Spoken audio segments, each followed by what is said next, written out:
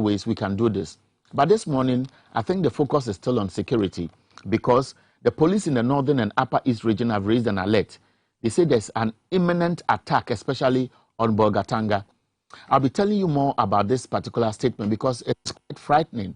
We know that just recently, the Ghana Armed Forces led an exercise they call anti-terrorism or whatever, preparedness to fight people who want to enter this country and cause mayhem. We also know that Burkina Faso is in crisis because terrorists are tormenting the people in the area, and I've seen videos of drones of droves of people moving across the northern part of the border into Ghana. I don't know whether those videos are real or fake, but let's assume that they are fake. But we must also agree that our border at the north, even at the western end or the eastern end towards Togo, are porous. And so it is easy for some of these people to move into the country. And for the police to raise this alert tells you that the security of the country is becoming a bit more scary. And this is when we need real assurances, not only from the IGP, but I believe that all the service commanders may perhaps have to hold a joint press conference and assure the country that these are the measures they want to put in place to protect you and I. I'll be taking a short break. When we come back, I'll share with you a few of those videos, and then I'll tell you what the newspapers are reporting.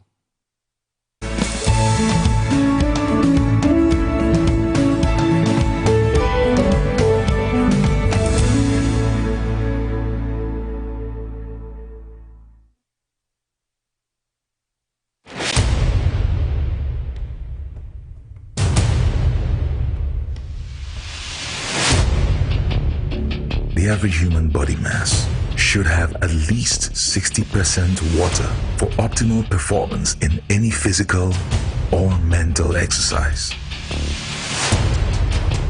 We can help you maintain it naturally.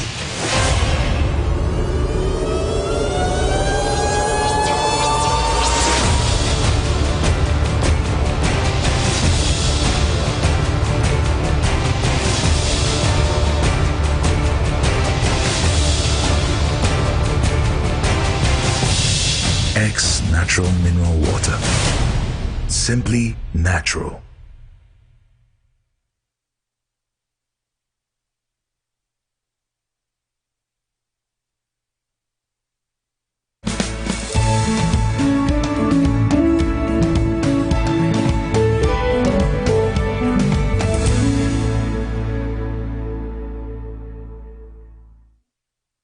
Welcome back. This is TV XYZ. This program is also live on Xyz TV. Just go to look for Xyz TV on Facebook, and of course, you also look for them on YouTube. Don't forget that TV XYZ is also on YouTube. So what you have to do is to look for us on the YouTube column. Just like us, so that anytime we are available, you can just get a prompt and you follow us. It's not only morning update. We have several exciting programs. XYZ Tonight by Kwame Menka is one of the exciting programs, and I enjoy it every night. It's on every Monday and every Wednesday from 8 to 9 p.m. The Gumbe Show, I'm told, has a large following because of the passion Mugabe Mase drives his programs. And then we have a lot of entertainment programs. Legend is one of the exciting programs you can't miss on TV XYZ. And there are several of them also coming up. And then in the evening at 6 p.m., for many of you who enjoy news in the local language, this is when, as I do to where you see the Dache Hennes, the Hennebes, the Beposo Hemes that you have followed on Power FM. I'm sure this time you can enjoy them. But I'm talking about security. And I want to read this statement before I show you this video. This is a police tie-up, and it says that reports indicate that Burkina Faso-based bandits allegedly launching attacks in communities along the Burkina Faso border are planning to launch attacks within the Bolgatanga township and its environs, including areas in Tamale. And in the coming days, the bandits suspected to be in the possession of military-grade weapons may have already infiltrated Ghana and are yet to be identified at locations within the country. Now, this is the strong message the police has sent. It's an internal message, but it's already gone viral, and the public is being alerted. Now, if you live in the Upper East, Upper West, Northern region, Northeast, Savannah, any of these areas, I've been to many of these communities severally, and they are sparsely populated, and it is easy for people to move from one community to the other. Many of the people are vulnerable, and it is about time that the security agencies liaise with the community leaders. And I'm sure that if they are very, very, very strategic in liaising with the community leaders, they can give them leads. Telecom services are quite okay across many of these areas I've mentioned. And I'm sure that they should devise a strategy that will not be limited to only the intelligence officers, but some of the community leaders, the assemblymen, the opinion leaders. These are people you have to engage so that they form networks and all of them play roles in feeding the National Security Secretariat so that we don't witness any action that will compound the already worsening security situation in this country. Now, watch this video. This video will start with some of these young men showing the cash, and I'm sure they'll be showing it on the screen as I speak. And they are displaying bundles of money. And so you see it. These are the pictures that have gone viral on social media. And many of these guys are already known. I'm sure people in the communities where they live can identify them easily and can give the lead. So you see them brandishing the money. Now, I am showing this before the video that has gone viral, and you hear what they will tell you. And this is what is actually happening in this country today. And you ask yourself, why will the youth be so much fixated about getting money and using all means possible to get the money? These are bundles of cash. I don't know whether they work. I don't know whether they can, even if the police arrest them, it is possible for them to question them about how they got the money. Now let's listen to the video.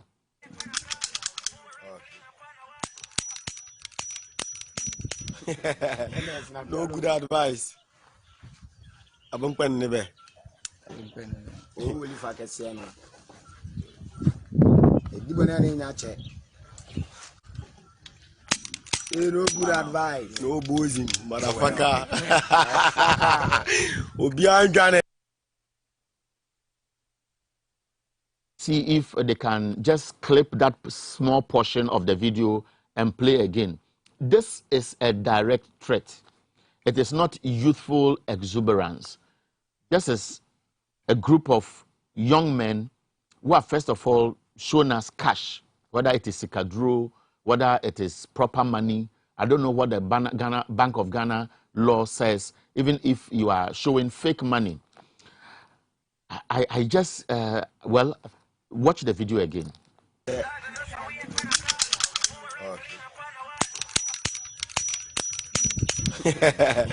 No good advice. Abang pen ni be. Oh, will you fuck a no? Di banana in a check. No good advice. No boozing, motherfucker. Obian Ghana. Of course, they are saying Obia Njani, direct threat. And you can tell from their demeanor that they are dragged. They are excited. They are high. Now, I'm sure that within days, the police should be able to pick them. And I'm sure, again, that when we come back to you after the news, we'll have time to go into these things happening in the country. Whether it is right for anybody to say that the security situation in this country has gone out of control, and whether at this stage it is appropriate that the president, the commander-in-chief of the Ghana Armed Forces, appreciates the concern across the country and addresses the state, addresses the nation.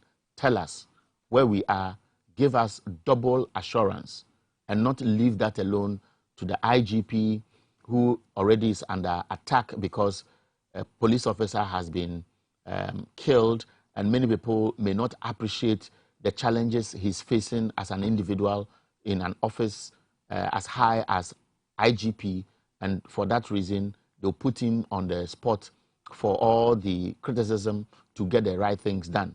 But I'm sure that the police may not be acting alone. We have national security. I know that over the last 4 years, the number of people recruited into the Ghana Police Service is overwhelming. The number of people recruited into the national security outfit is overwhelming. I see them on daily basis training.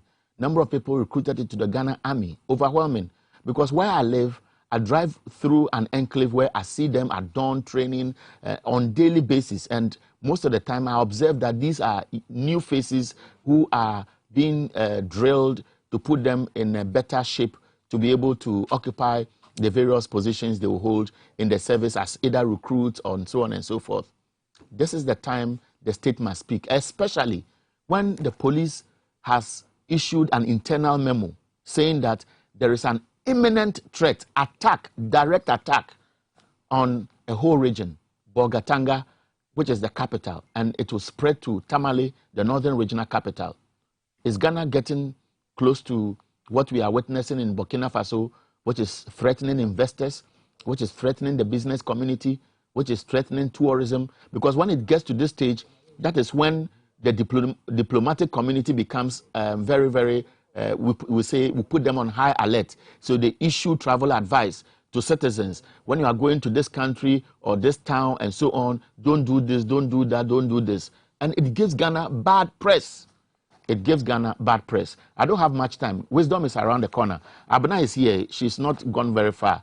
But I say, all the time, so between a kebi because I answer no, a ya or kana or your bana, I say a boni who no who send your becano. And yen say be oni ha and chebi obehunanim. Now let's look at what the papers are reporting.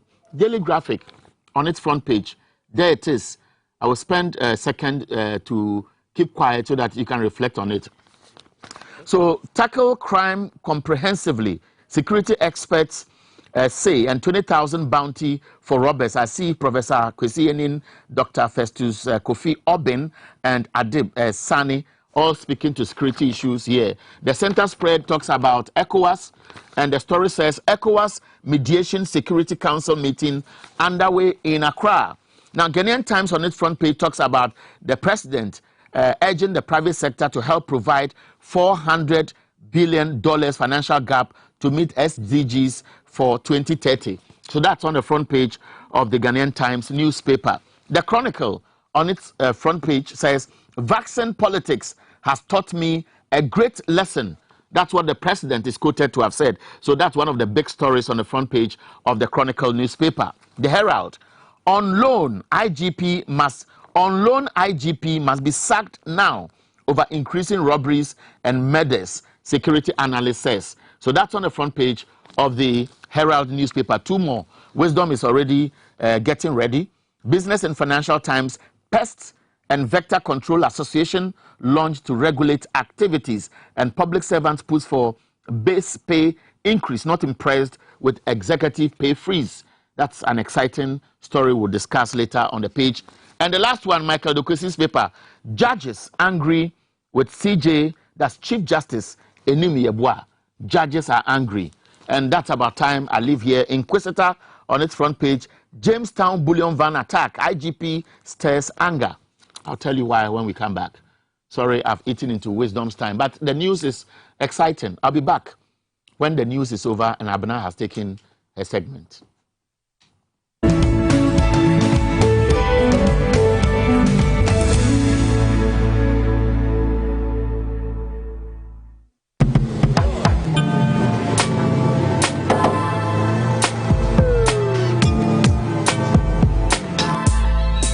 Welcome to AutoCheck Vehicle Diagnostic and Licensing Center. I hear my car can be checked here without going to so many hour crash. Sure.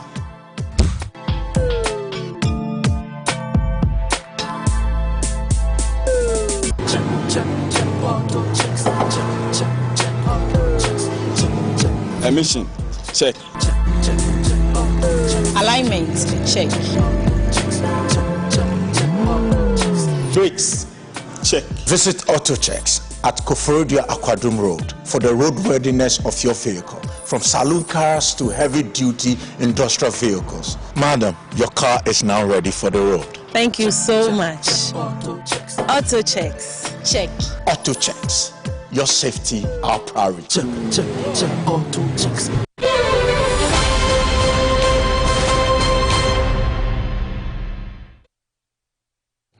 It's midweek. Hello, good morning, and many thanks for your company this morning. Coming up, IGP announces immediate review of operations in response to angry reactions. Now, details of his engagement with bankers and family of the slain police officer coming up. Also, still on the police operations, critics describe 2-week ultimatum by IGP to bankers to get the bullion vans as knee-jerk, unrealistic, and an unfair directive. Also, President Akufo-Addo calls on business investment community to tap into $450 million gap towards achieving SDG 2030. And a little later in this bulletin, the ranking member on Parliament Food, Agric and Cocoa Affairs Committee backs demand of fisher folks ahead of the close season. My name is Wisdom Hedejime. You want to stay for details.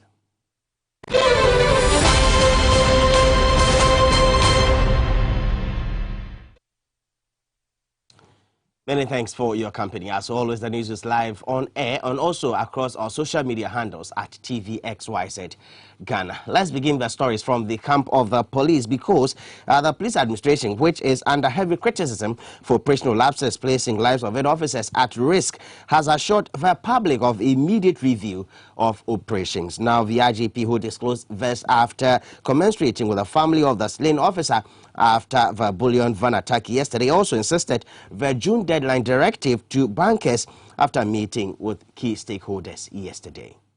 Director General of Police, James Opombuenu, has met with stakeholders in the banking industry, including the Central Bank Governor, Dr. Ernest Addison, executives of the Ghana Association of Bankers, managing directors of banks in Ghana, on risk associated with transporting cash. A statement issued by the Directorate of Public Affairs said, present were the Second Deputy Governor, Mrs. Elsie Ado-Awaji, directors of BOG and members of the Police Management Board. It said the IGP reiterated his directive to commercial banks on the use of bullion vans or what was described as standardized equipment, spicy and cash in transit services by June 30. This, he said, will include services outsourced by banks to any other company that performs CIT duties. The meeting also discussed other immediate, medium and long-term safety measures. Meanwhile, the Police Management Board, led by the Inspector General of Police, has visited the family of the slain policeman, Constable Emmanuel Osei, at Kaswa. It was an emotional scene as the mother of the deceased and other family members sobbed as the high-powered police delegation arrived. The mood was pensive and some neighbors tried to console the bereaved. In a brief media encounter, the IGP, James Opombuenu, said the police is learning lessons and will soon review its operations. After making your assessment, you try to mend those breaches. And that's exactly what we're going to do. Like I said, we're going to find out why the officer was put on the vehicle when he didn't have the protective clothing and that. But those are part of the investigations. So I wouldn't want to go deeply into that. But I can assure you that we are doing what we can, and whatever it takes to make sure that these guys are not will do that. TVXYZ News has learnt the deceased officer, who was with the Special Weapons and Tactics SWAT unit, was not married. The increasing cases of violent crimes, which is sparkling fears among Ghanaians, has been worsened by another viral video of young men seen brandishing shotguns and other offensive weapons with a threatening message. Take guard. No good advice.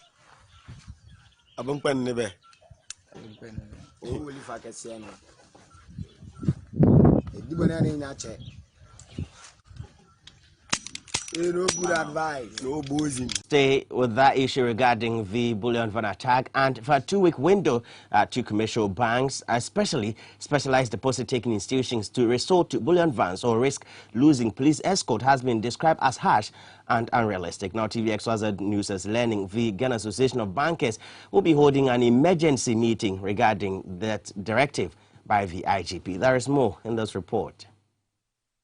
Bullion vans.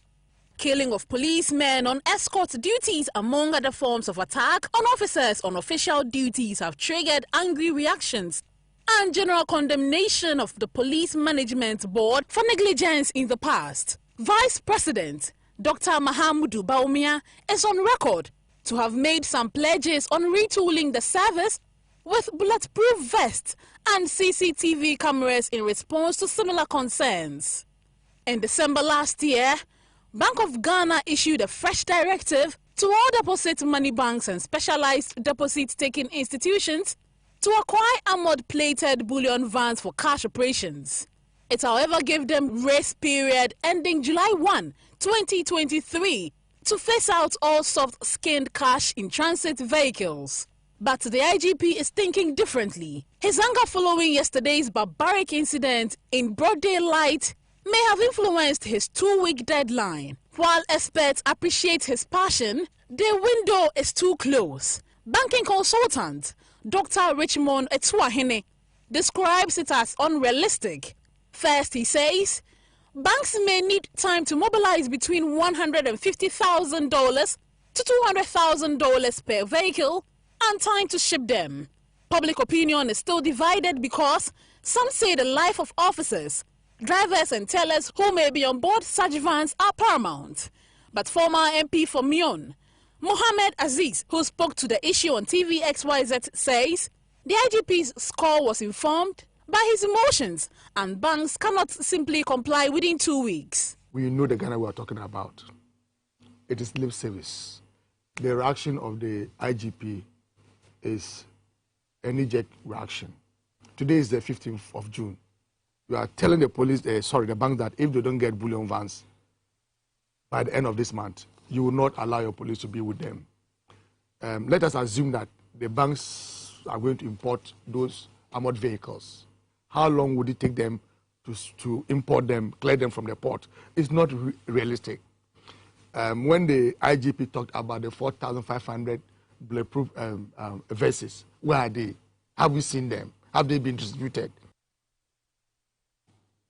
We still stay a little longer on security issues, and this time a former Deputy Interior Minister, James Agaga, is holding the President Nana Akufo-Addo and VIGP James Opon-Buenu directly responsible for the security lapses that has emboldened armed robbers. Now, James Agaga, who is also ranking member on Parliament Finance and Parliament Defence and Interior Committee, says the convention of appointing retired senior officers as IGPs or retiring or hiring such top cops for political inconvenience must end. In his opinion, the police administration cannot absolve itself from the increasing crime by emboldening armed robbers now operating in broad daylight. Mr. Agaga, who was commenting on the fatal attack on the bullion van in Accra yesterday, flagged IGP's directive and said the president must demonstrate leadership as commander-in-chief of the Ghana Armed Forces.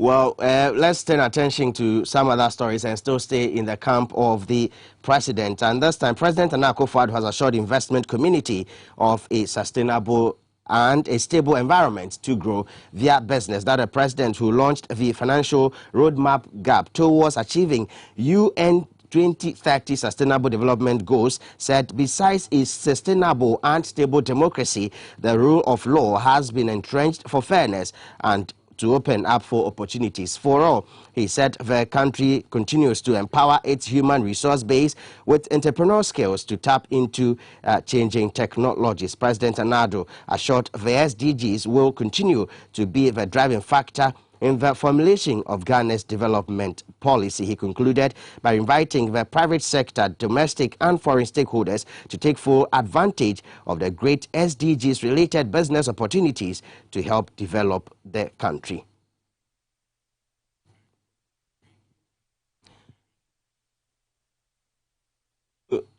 James Agalga, who is the minority spokesperson on defense and security, he's been talking about the IGP's directive and what he says the President Nana Akufo-Addo is so responsible for the security lapses. Let's hear him. The IGP is in direct contravention to that of the regulator, Bank of Ghana. We are therefore calling on the Inspector General of Police and the Governor of the Bank of Ghana to reconsider their conflicting positions and work as a team in the interest of national peace and security. 4 more years for Nana has begun with rise in fear of crime. Ghanaians no longer feel safe compared to our immediate past. Violent crime-related cases, particularly robbery, is shaking the foundation of our nation, and it is only fair and a duty for us to call on the Nana Akufo-Addo administration to up its game. We do understand that the Ghana Police Service is cluttered with many pensioners who are either on contract or extension of service. We agree that giving contracts to officers after they hit the mandatory retirement age of 60 is the prerogative of the President. But if government decisions do not produce the results that citizens expect, the peace and security that we so desire, we will become spectators and not citizens if we fail to raise the red flag. Citizens' trust for the police must not be allowed to break. We are calling on His Excellency the President, Chairman of the National Security Council, Commander-in-Chief of the Ghana Armed Forces to demonstrate leadership to ensure the peace and security of a country that has remained the oasis of peace in a troubled region is not compromised. Away from the Defense and Interior Committee of Parliament, let's now head to the Food and Agriculture, because the minority is demanding or is making a case for the Fisheries Commission to demand some level of funding for persons who may be directly affected when the close season takes effect. Now, this follows agitation after the announcement by the Fisheries Commission. Fisheries subsector of Ghana's economy, according to a report by USAID, still provides not less than 75% of the total domestic production of fish consumed locally. It currently provides livelihood for over 3.2 million people in the entire value chain, from fishers to processors, retailers and consumers. In the breakdown by USAID as of 2017, there are documented 120,000 artisanal fishermen, 100,000 fish processors, and at least 500,000 involved in distribution across 300 landing sites along the coastal belt. This means at least a third who directly depend on the industry will have to sacrifice within the closed season, but that may not come easy, as these fishers lament. Time so understand ya too man ba obi covid year bay ya bra papa use school fees am capacity mpani anya nanto manimpa yes can you tell about your school fees they say about opumi opumi dem ba chenyan covid na ban the whole world maybe I say this is what opumi ba dey busy and I want to opumi mpunya bi nzi the car can yes what opumi ba dey busy inside by your son and nado mam ya pipi ni ba me sanala opuntumi da fa ka kan sia na wa to opuni mu. Ranking member on the Agric Committee of Parliament, Eric Opoku, appreciates government's wish to help replenish fish stock, but says the enforcement of the ban cannot go without any plan to cushion those affected directly.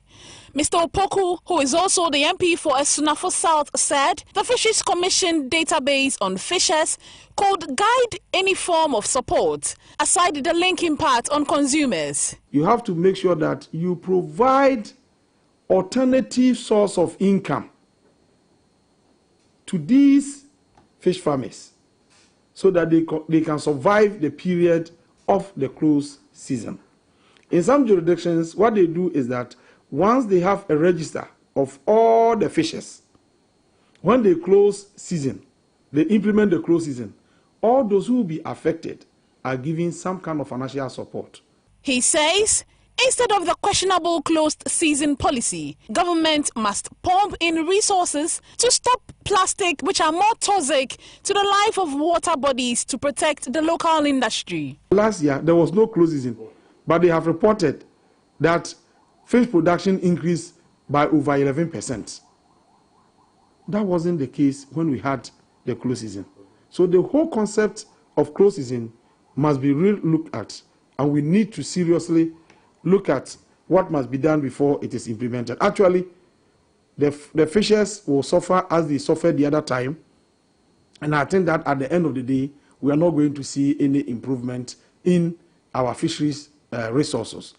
Because what we have to do is to remove the garbage, the plastics in the sea.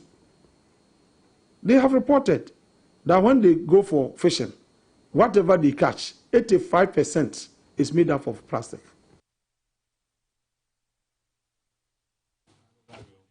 And before we go, MP for Bongo has raised some critical questions pending the housing and population census with regards to outstanding issues about the fourth boundaries created for the creation of district and constituencies. Now, in a Facebook post, Mr. Bao asked why Greater Accra region, which is more populous than Ashanti region, has less constituencies than Ashanti. According to him, the smallest constituency in Greater Accra is Sege, with voter population of 42,159, while the smallest constituency in Ashanti is Sechere Afram Plains, which has only 18,717. Again, he said 7 out of the 10 constituencies with highest number of voters registered are in Greater Accra, while none of the constituencies in Ashanti falls within the first 10 constituencies within the highest number of voters. He also said if rumors that the EC on the usual orders of the NPP intends to create more constituencies ahead of the 2024 general elections based on the census figures, then we can safely make projections based on EC's electoral figures and make a definite demand for Greater Accra. Xyz News caught up with him and he explains further. The latest that we've had in terms of voter population was just last year, 2020. And in 2020, the voter population that was compiled, Greater Accra had around 3.5 million people on the register, while Ashanti region had just about 3 million. So there was a difference of about 500,000, 500,000 people. However, if you look at the constituency in Ashanti region, they are 47. That of Greater Accra, they are 36. A difference of 11. So I was just wondering, why that huge disparity? And I was just trying to let us start begin to think. If membership in the National Assembly is based on the principle of representing people at the National Assembly, then it is only fair that you will have more representation in Greater Accra as compared to Ashanti region, based on the latest figures we had in 2020. So to have Ashanti region have 47, and then Greater Accra has 36, for me was unfair. It is not in favor of, again, a tribe. That must be made very clear. It is not in favor of a tribe. That you say, oh, maybe I'm in favor of Gans against Ashantis. No, that's not it. It's about numbers. And the numbers that we are talking about. Because even if you take it Ashanti region, the truth of the matter is that it's not, you have a huge number of them being, non-Ashantis who stay there.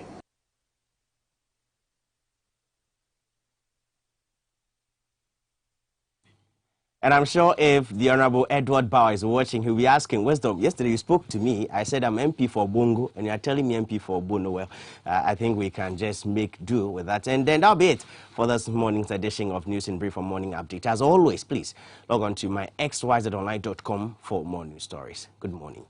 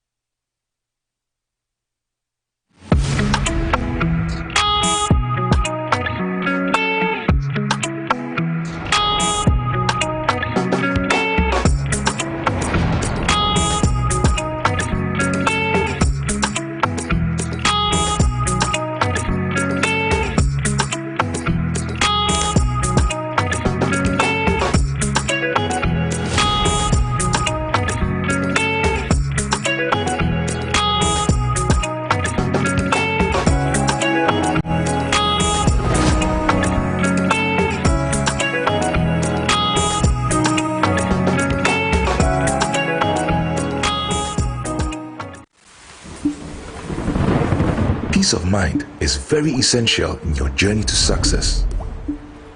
For Akwesi Papa, peace of mind means having a proper covering over his family. Literally. For Araba, aka Injection Mama, it's about having the funds to complete her advanced nursing course. And as for Corporal Odami, it's as simple as reporting on time for his shifts. Sometimes all you need is a simple push.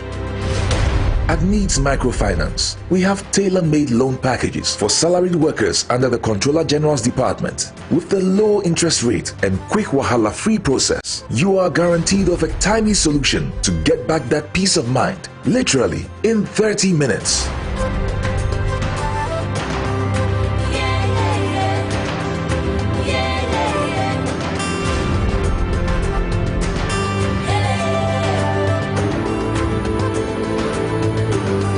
Needs Microfinance. Growing with you.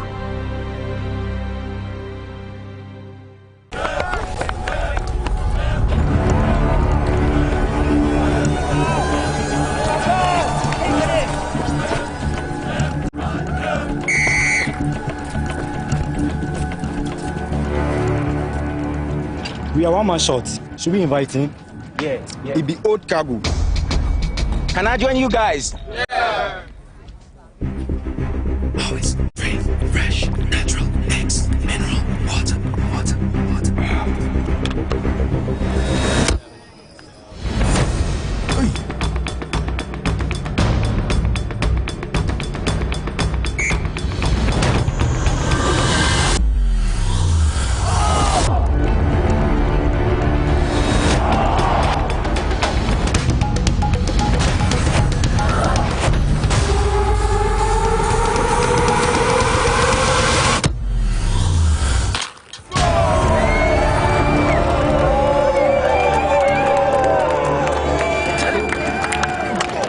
Still got it. Always keep hydrated naturally. That's my secret.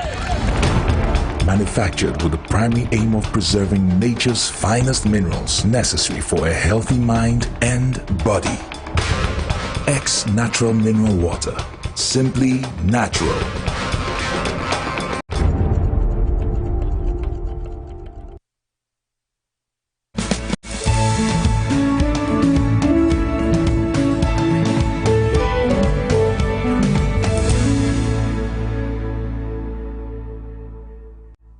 Indeed, X Natural Mineral Water, simply natural, no artificial additives. Ain't Mr. Master, maybe I also open say tone be now our friend number no 0540585599 and I saw with me for 0243249245 not what BGB atom black secret makeup and so our honum and also natural, no artificial additives made in Ghana. I have sometimes in Kofokasa will say Ghana dear nature say papa, but this one I can attest to the fact say a year Osha many man of pay no be na media to many man media besi ha any more airborne come way and I me whom and I would like to say a special good morning to you and I hope say you had a good night because I did.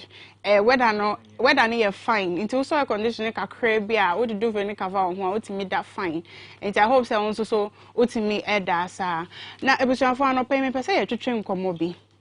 I want us to think about our children in a way that we haven't actually done before. A lot of times I am not and we expect it to be normal. We expect say a be happen and because of that no yen shada and drink sa perspective no. Recently, there was a news item that was reported about a baby, 11-month-old baby, ni teacher, sebe ekunu. Na they see and say na o ma akwala ne koko, e na akwala ne mpese obedi aduane no. Enti no otwe akwala ne sa call na chi, e de koko ne sha akwala ne no, edru baby na akwala ne 1 sa e na akwala no e di frame.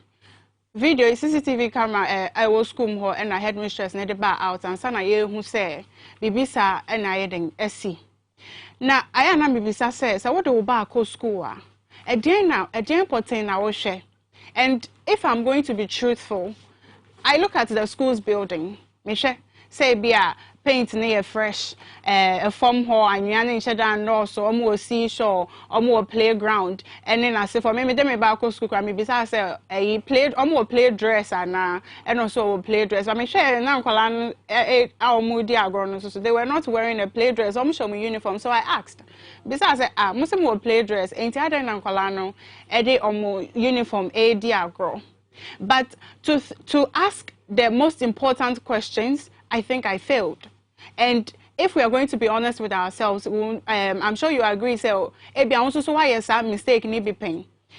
Xyz any comfort to train come bisa almost say omo de omo ba ko school a dey no omo hwe ebi mu say omo de esan say onim teacher ni bi wo school ntino na ode ne ba na akosa school no me nkasa bebre yen hwe video na say ye ba ye be twetwe nkomo no npa bebre omo hwe penfo a omo awe school na omo ba no akoho ba me de me ba no time omo salon na me de mo ko private school wo ye era ho but private school me di omo ko me hwe no crisis me ho na omo me adun sisan me di sisan omo e ko teshin nezo sa 448 engineers intimi yo omo free o say crisis ni ho no na me de omo ko 48 engineers. Hona me konya school no mo. Nti hona amu nyira akọ na omo de wie. Nti ebasa say school no school environment no safety e dey no be di enfa ho. Anyway, me on farm because me share me the man omo scarf fifi e dey call. But the school no omo ko share obi ho a so jani. Oh no, only na school for no fan say chairman. Oh, into chairman no. Oh na ebia say owe na adwuma wo ameni mo na wa beso ho. Into chairman bo na omo school bebe environment ama awufo no. The environment and the location. Sometimes when the location is far and you the parents you don't have access to car, it becomes difficult to take the child to school. So one, I'll look at the location, the one that is close to me. For me, if the one is close to me, I can even walk and pick the child. Then look at their facilities. You see, these days, because of technology, you have computers and other laptops using in the school. So I'll look for that one too.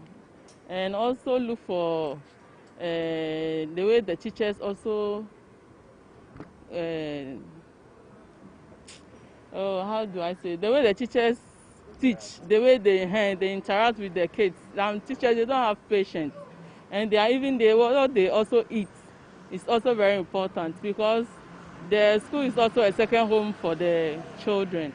So in that case, I also look for the tuition because there are some schools the tuition is very expensive. So I'll look for that and see if I put my word there, will I be able to pay the money in time so that it will not be like when they want the school fees, my word has to come home. So I'll just look at my strength and just put the child there. I'll talk about the curriculum, like the curriculum, and then apart from the environment, and then the facilities that are around the environment, and then the quality of education. Sometimes people are collaborating with the teacher. Oh, obekasa fine. Obey do so. Meanwhile, you can try to classroom without your knowledge. And they want to parents ni want to swap. Or they are calling to school we are on fashion. Honors or nako. It is the teacher ni be kana.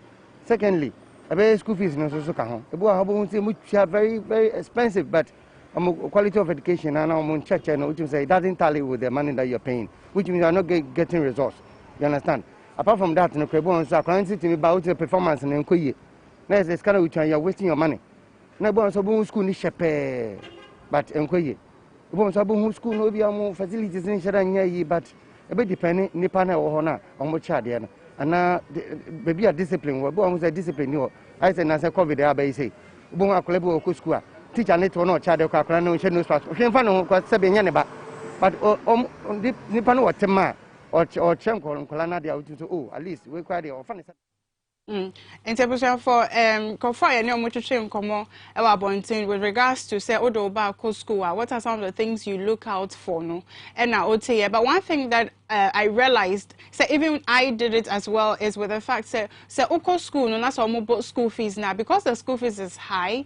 You assume that they'll do a good job, and it is something with us Ghanaians. Oko toadie, na say your bought price or any price way amount, na say one is more expensive than the other. You just automatically assume that because we boy into this will be a good product. This morning, my co-host is here with me. As a parent. Yes, as a parent and as a PTA chairman. Somewhere. I won't tell you. Eric, before we delve into the nitty-gritties, when you were taking your children to school, what were some of the things you looked out for? First of all, I want to dig the background of the school.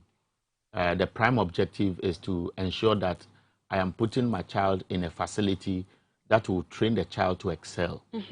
So I'm looking at the ultimate. And so it can be a school without much of the flamboyant structures that you want to talk about. But if the teachers are good and the school has a history of producing students who pass well in an exam, that's what informed my decision. Now, topic here is my dream there. It's a very good topic because until we do things for granted.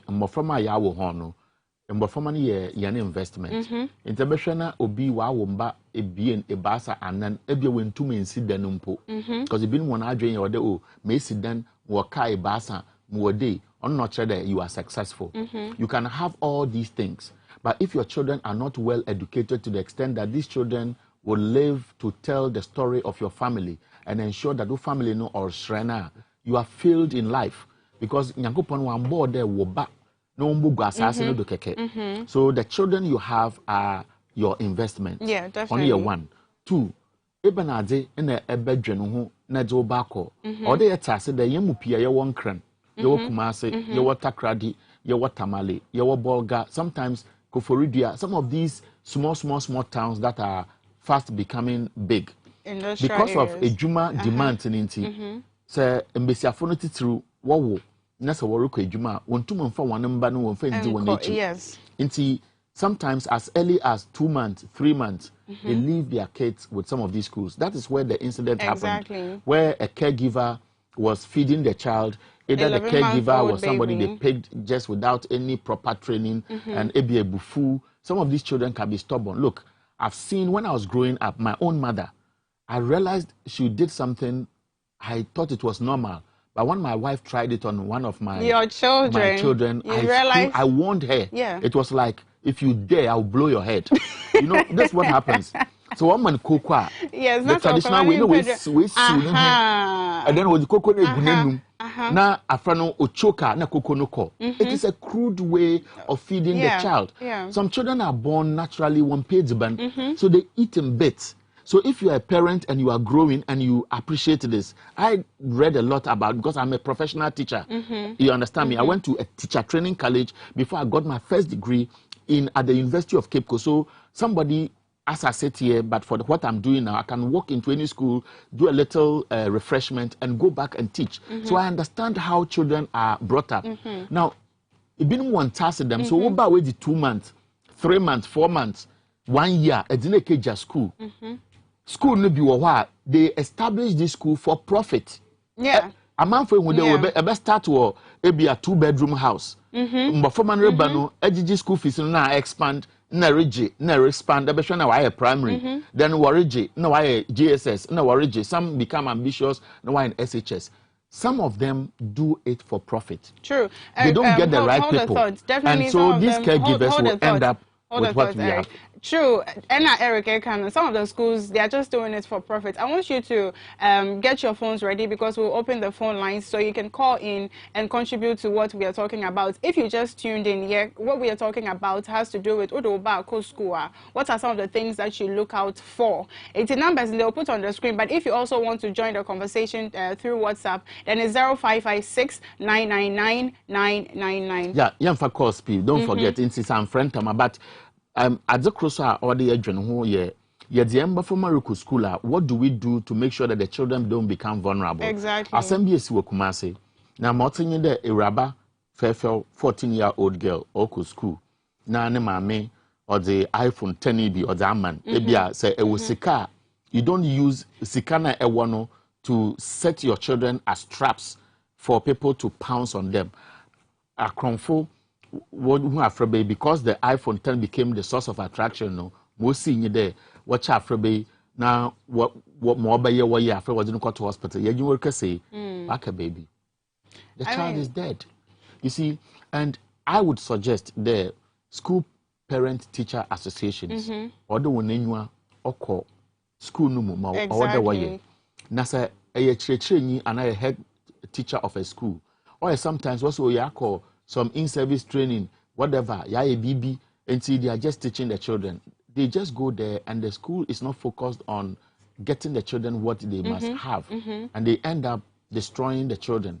Now, Uber be fear. Say, Waba, 2 years, 3 years, 4 years, 5 years, especially. So, be fear. What do you do? I talk to my children most of the time. Before I get to the house, when they open the gate, okay, we'll continue the conversation. Hello, good morning. Hello, good morning. Okay. Okay, so it looks like the person is not listening. But what we are basically doing is to alert you that it is real. And you line. Hello, good morning. Hello, good morning. Oh, line now drop. Yeah, yes.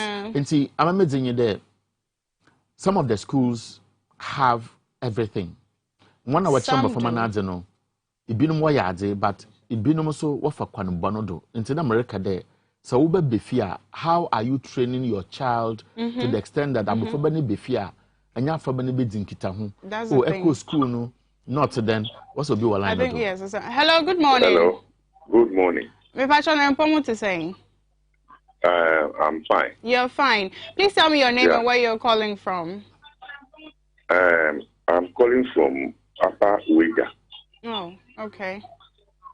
Okay, please, we are listening to you. Please, about the presentation. Some of us are not very at all in the local language. Okay. And it's like this time you inject so much local language into the program, the two of you.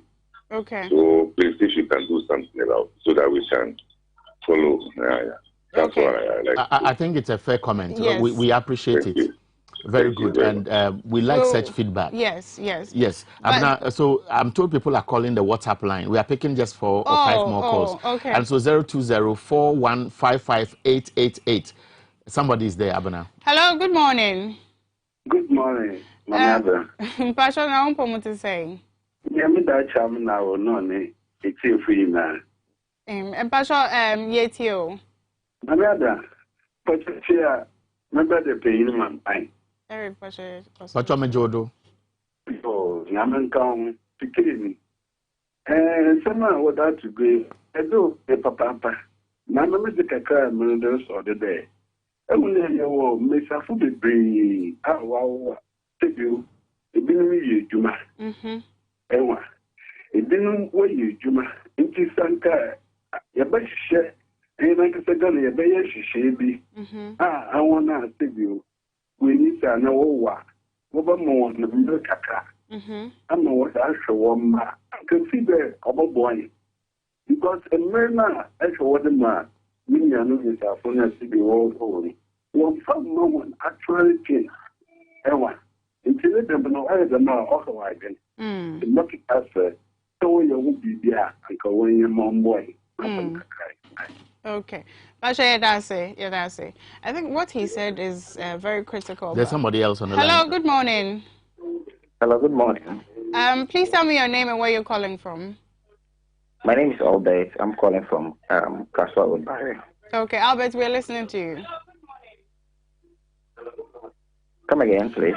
I'm listening. Could you kindly lower your TV set for me because I'm getting the feedback. Yeah, actually, what discussion?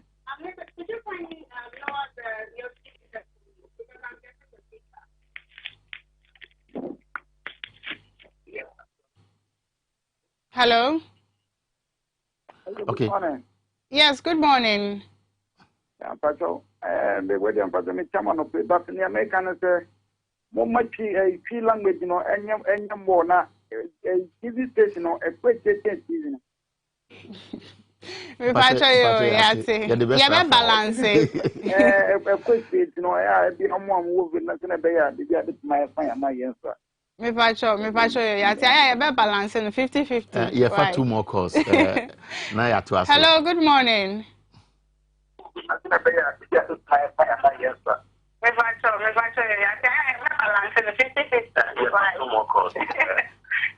Okay.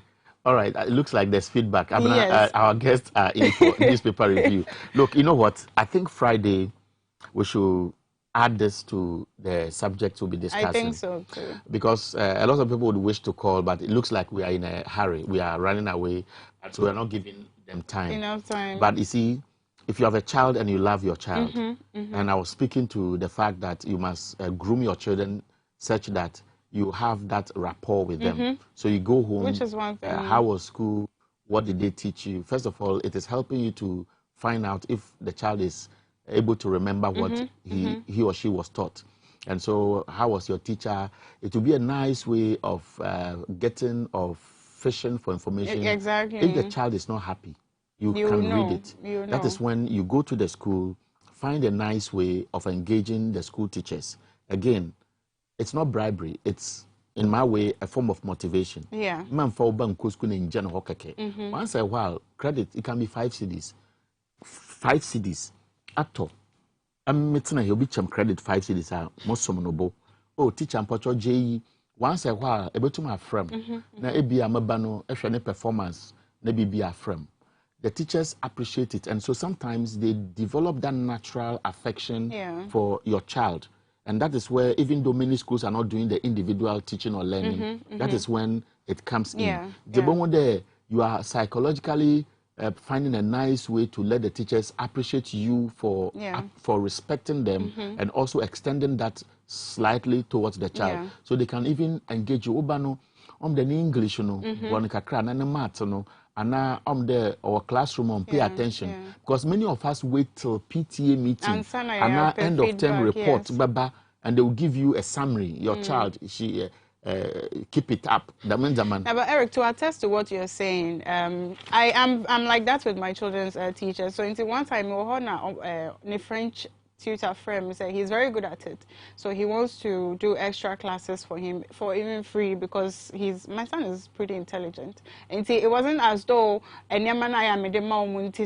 kasano. So it's good. It's encouraging. Yes, it's very encouraging. Friday, French assignment. When my children come home and they bring assignments, English, I will do it myself.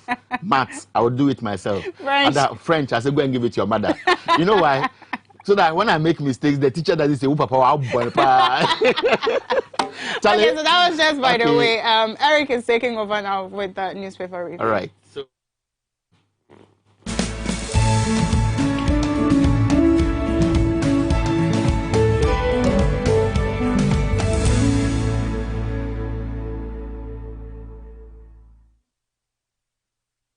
I love makeup. Applying it gives me so much joy. But when it's time to take it off, nothing does the job quite like the Black Secret Makeup Wipes. When I go somewhere and I feel really sweaty, I take my Black Secret wipe and I use it on my face. It picks me up and I don't look as tired as I did when I walked in. Before I work on a client's face, I like to go over it with Black Secret Makeup Wipes to make sure the face is clean. It doesn't leave the face dry and tight, but it keeps it soft and moisturized. Wipe say your bodo. Bakope, and it gets the job done. Or baby, and the smell makes the experience even better.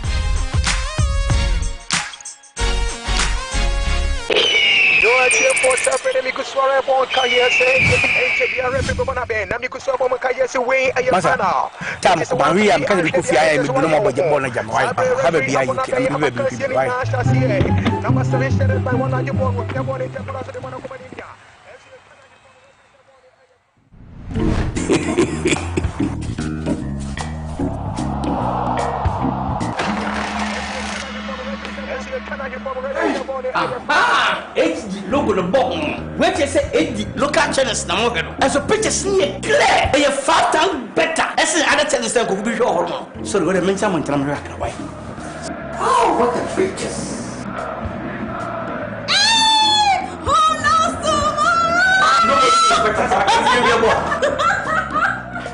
What a picture! What do AD plus decoder or multi TV and now Electroland agent PR natural local channels now HD the here so better star 879 hash numbers from people box and now the advert AD channels now.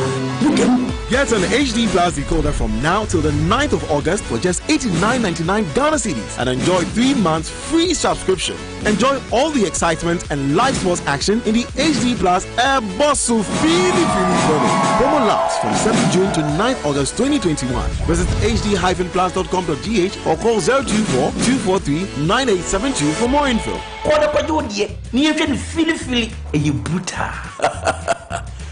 Half a nose for good things.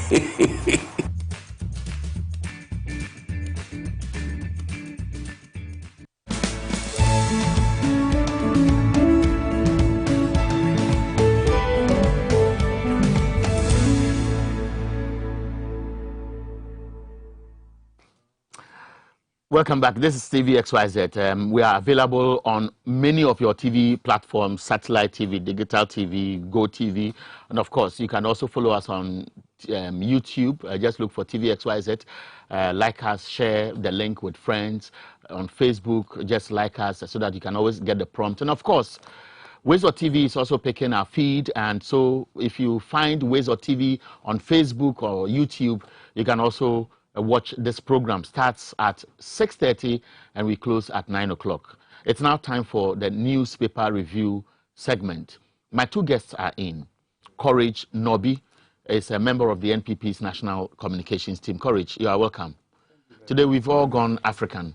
Yes, I like your outfit. Thank you. I like yours too. And the Honorable is also. And Xyz Morning is also a member of Parliament, a former Deputy Minister for Roads and Highways. Roads and Highways. He's done a lot of work in the mining industry. In fact, for several years, isn't it? Yes. For several years. At that time, we didn't see the kind of lawlessness going on today, but it existed at that time.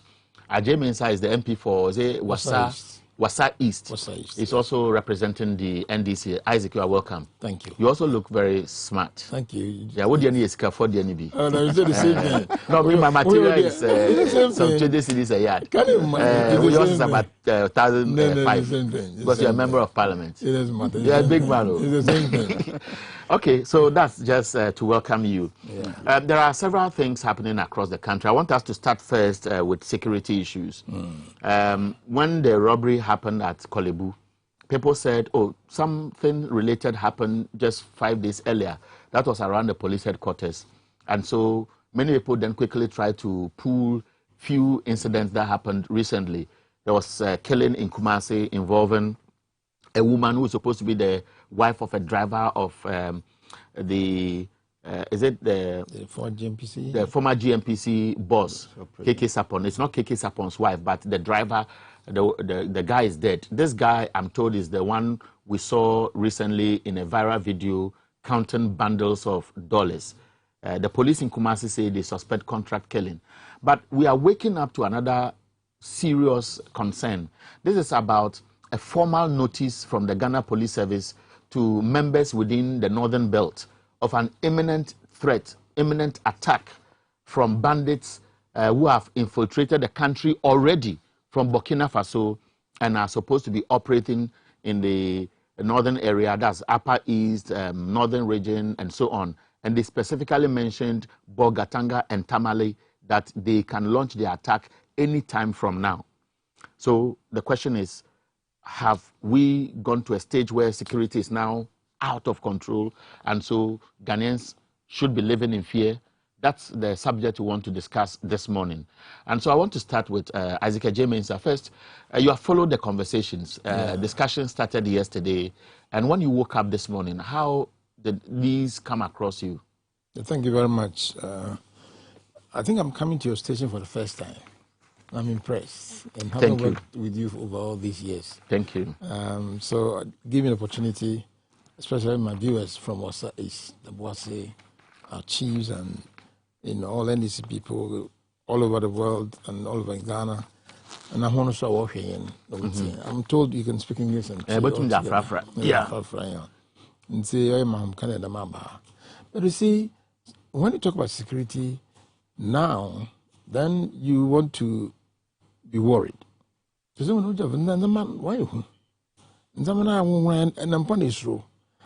where the security or the security guys come out and advise the now I have to say internally no so and externally no so no. Can you imagine in the heart of Accra? Bullion, policing, who shooting, no was a cray. And that runs to the Maramoya. I had to say, and I get worried there about the Nokudi. I bet you would create them kickers upon the year in Kumasi, also called Okizi, no about Wukun. So I think other Yeshans may, but I ban more responsibility.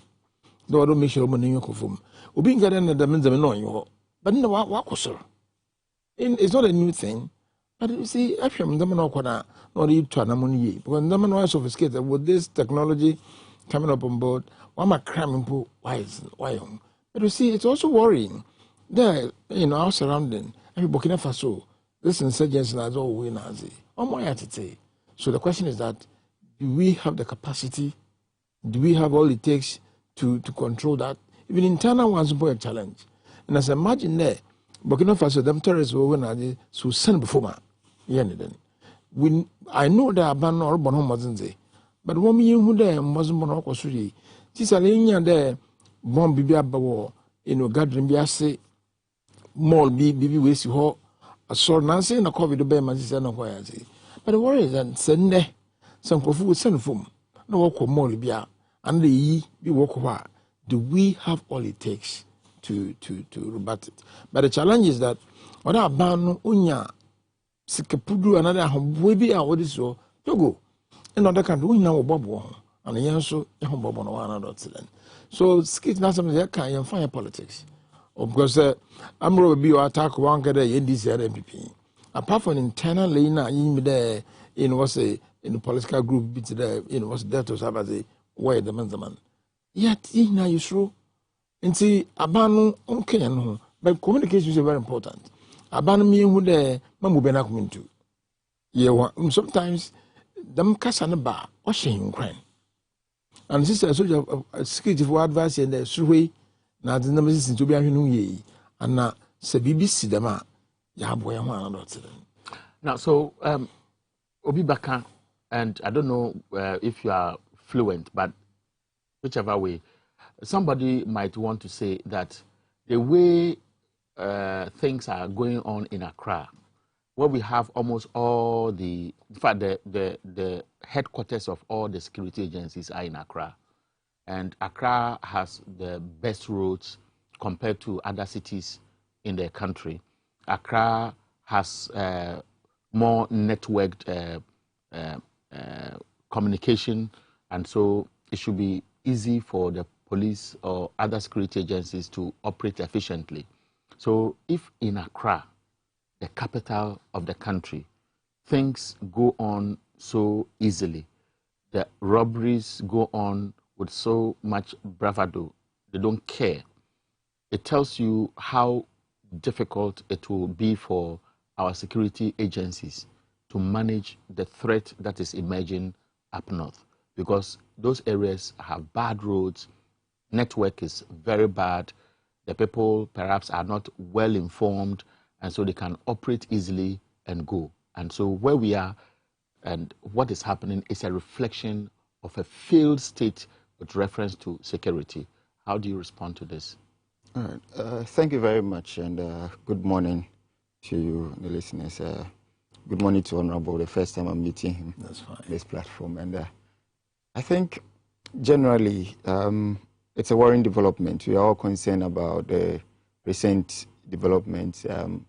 So what we would wish for is that the security agencies will collaborate strongly to ensure that we are all safe, to ensure that the necessary assurances are given, and also to ensure that there are operational things that are instituted. I have seen quite a number of visibility of the police in recent years, where that Operation Calm Life, for instance, has been ongoing throughout this war and all of that. So for this brazen attack, particularly that of the Kolebu, the one that happened around Kolebu, it's unfortunate, and I trust that the security agencies would quickly marshal whatever information systems they have to apprehend these criminals, because that is what they are.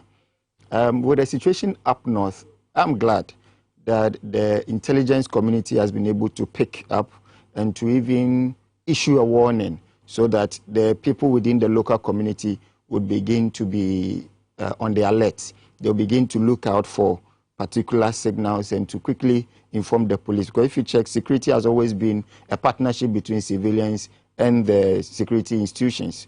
So to the extent that they've been able to pick intel, and to the detail that they even understand that some of the bandits may have already come in. And looking at the dynamics up north, I'm sure that with high collaboration, particularly between the civilians and the security agencies, i.e. the Ghana military, because this is external, and the Ghana police would be able to forestall this. But there's, and I want to speak to the minds of critics, because it is only when such critics voice out that the problem, if it exists, will be identified and solved than sycophants who would be doing praise singing.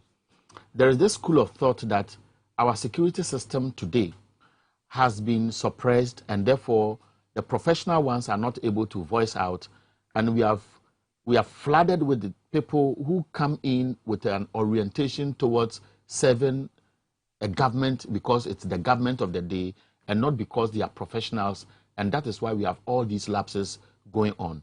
How do you respond to those who have this mindset? I think as for schools of thought and criticism, I mean, they would always be with us. But the point is that to the veracity of what is said. Is it not the situation that the security agencies serve the people of this country? And at a particular level, they are loyal to the state. That is what it is. That is what we have seen. We have seen some police officers take particular actions and all of that, and you think that, oh, this man, NDC, blah, blah, blah, and all of that. But power switches, and they take on the same position. And then the accusation starts from the other side. Oh, this one is MPP. When we come, you see, and all of that. So sometimes... But we have many of such people in the system. I think the attempt to impugn certain things to the integrity of the security agencies are unhelpful, if you ask me, because it goes to the extent of breaking down confidence in the institution and all of that. So I would not want us to be doing the usual, I mean, attack them so that they come out so we get to know all of that, rather than to seek and find concrete evidence or concrete basis on which to base our criticism and all that, so that we don't just attack them or accuse them when there may not be merit to it. There is no any critic who came out with this information as to what is apparent or what might happen in the north or what is developing up there. It is the same security agencies that got the intel. They have their men all over the place, and we are glad that they're able to pick this and in order to be able to nip it in the bud, or to set up the architecture such that if there is any such attack at all, the impact will not be as grave as the bandits would want it to have. And even better, to make sure that there is none at all. It doesn't even get to happen at all. That some people, they're able to pick up and arrest one or two people to frustrate the efforts of these people. And it's an ongoing thing. So I don't subscribe to the said notion. Do we have any concrete basis? I do not think so. Have we had developments within the security agencies where some people, depending on where they stand, may find reason to be worried? Oh yes, it's human conduct. It's expected that when you do something, it's not everybody who will be happy about it. But if you remember, there was a recent conversation we had, I think, last week, about even some people wanting to go on a particular mass demonstration and all that. And I remember I said that the present circumstance of our country, the context that we find ourselves in, post or immediate post-COVID, with the difficulties that we find ourselves in and all of that, things can catch fire.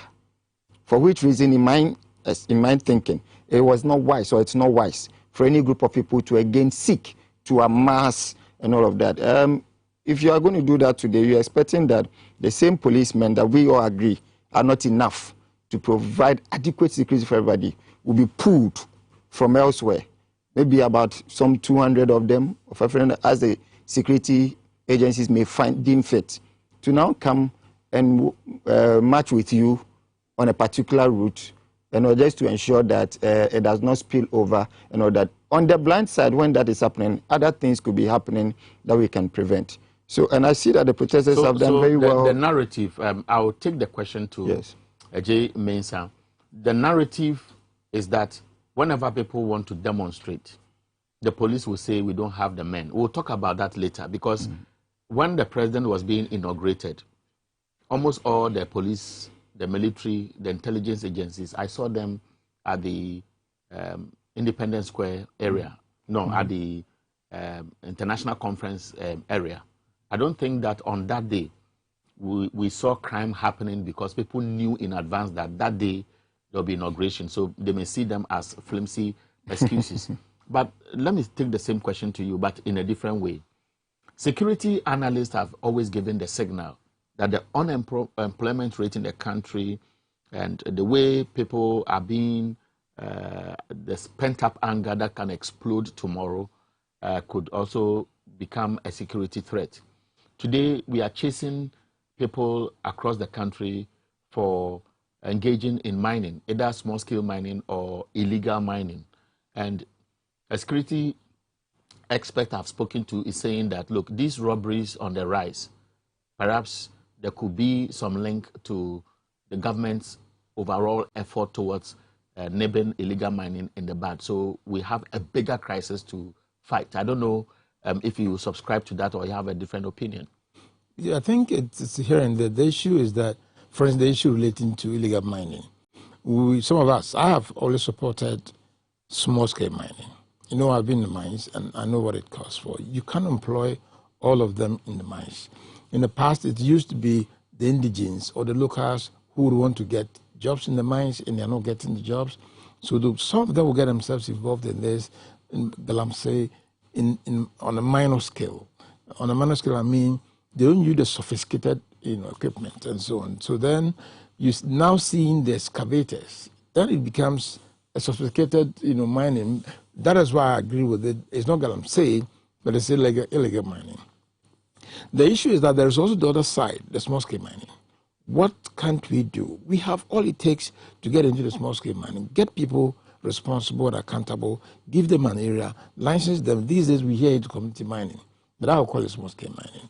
And so getting the action on the illegal miners who use sophisticated weapons and leaving out the need to give an alternative livelihood is a challenge. So I think that whilst we are already going in there to ban excavators, the government should get in place. It's already in place. The alternative livelihood programs. You get them in communities like the Bogoso and the Waseres and the Ashanti areas. You can get them, some of the youth guys, into farming, mechanized farming. But again, when they are also with the small-scale miners, that is also giving employment. But now, and that's what I want to agree with the analysts. Some saying that because of that action, don't go in action to get it outside the track.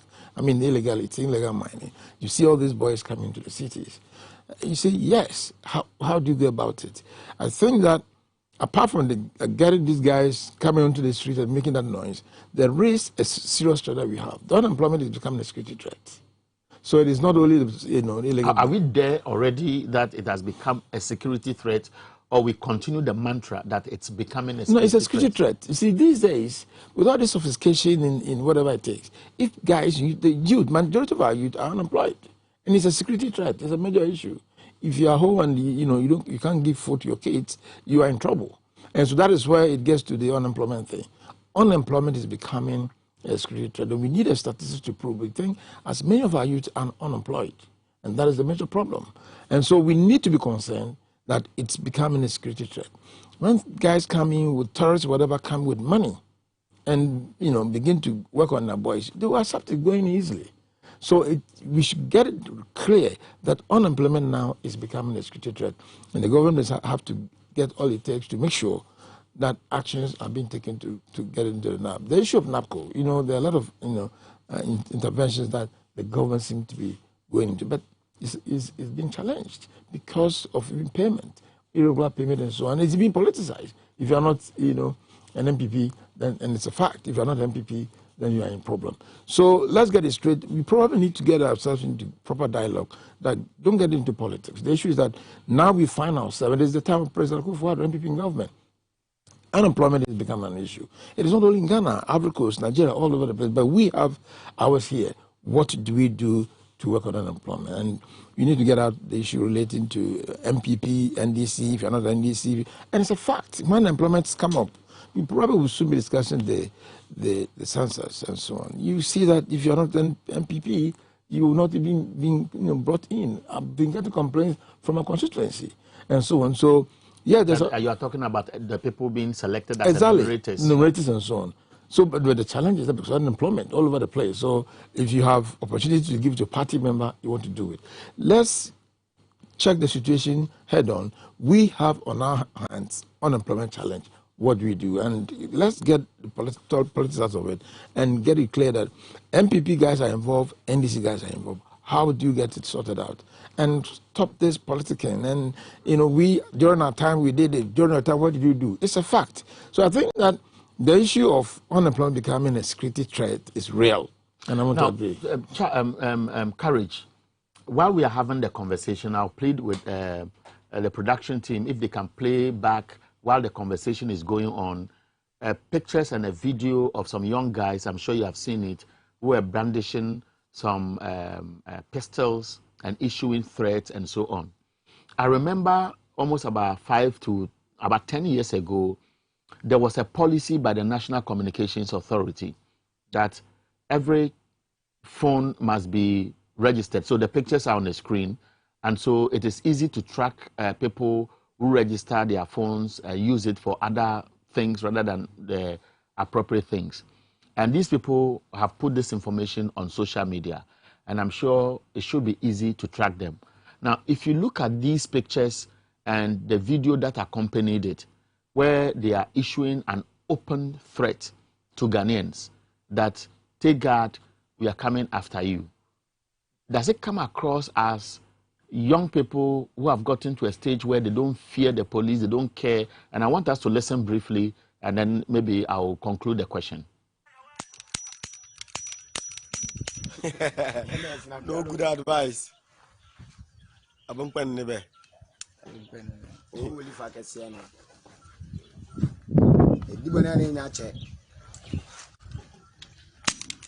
good advice. No boys in motherfucker. So that's a summary of it. And this message has gone viral.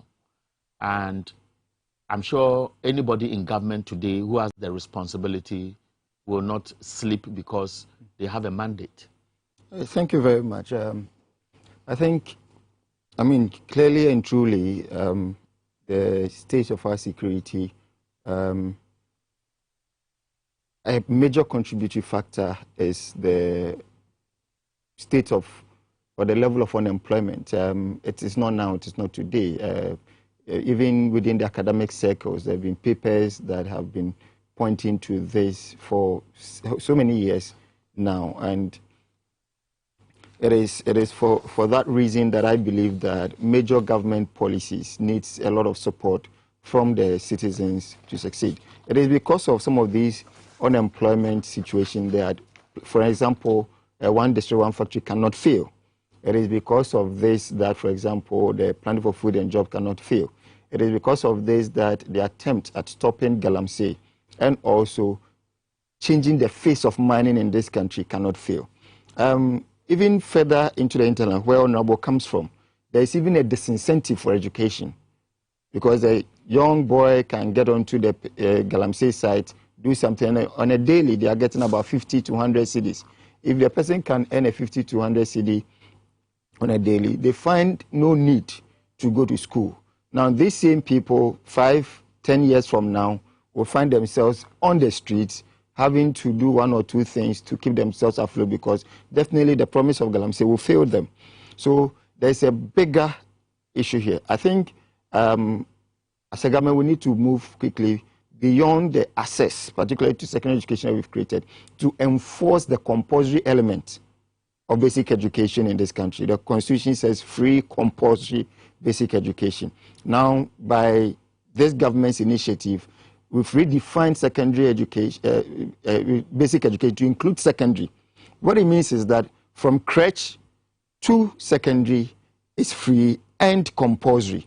And the compulsory element, aspect of it, needs to be enforced seriously, so that no child of school-going age would be found doing what he shouldn't be doing, rather than being in a classroom, because education brings a certain outlook out of the person and is able to improve the person's standard of living.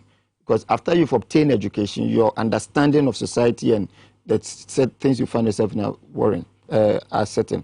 But for some of these bracing displays on, I mean, thank God this is a technology age.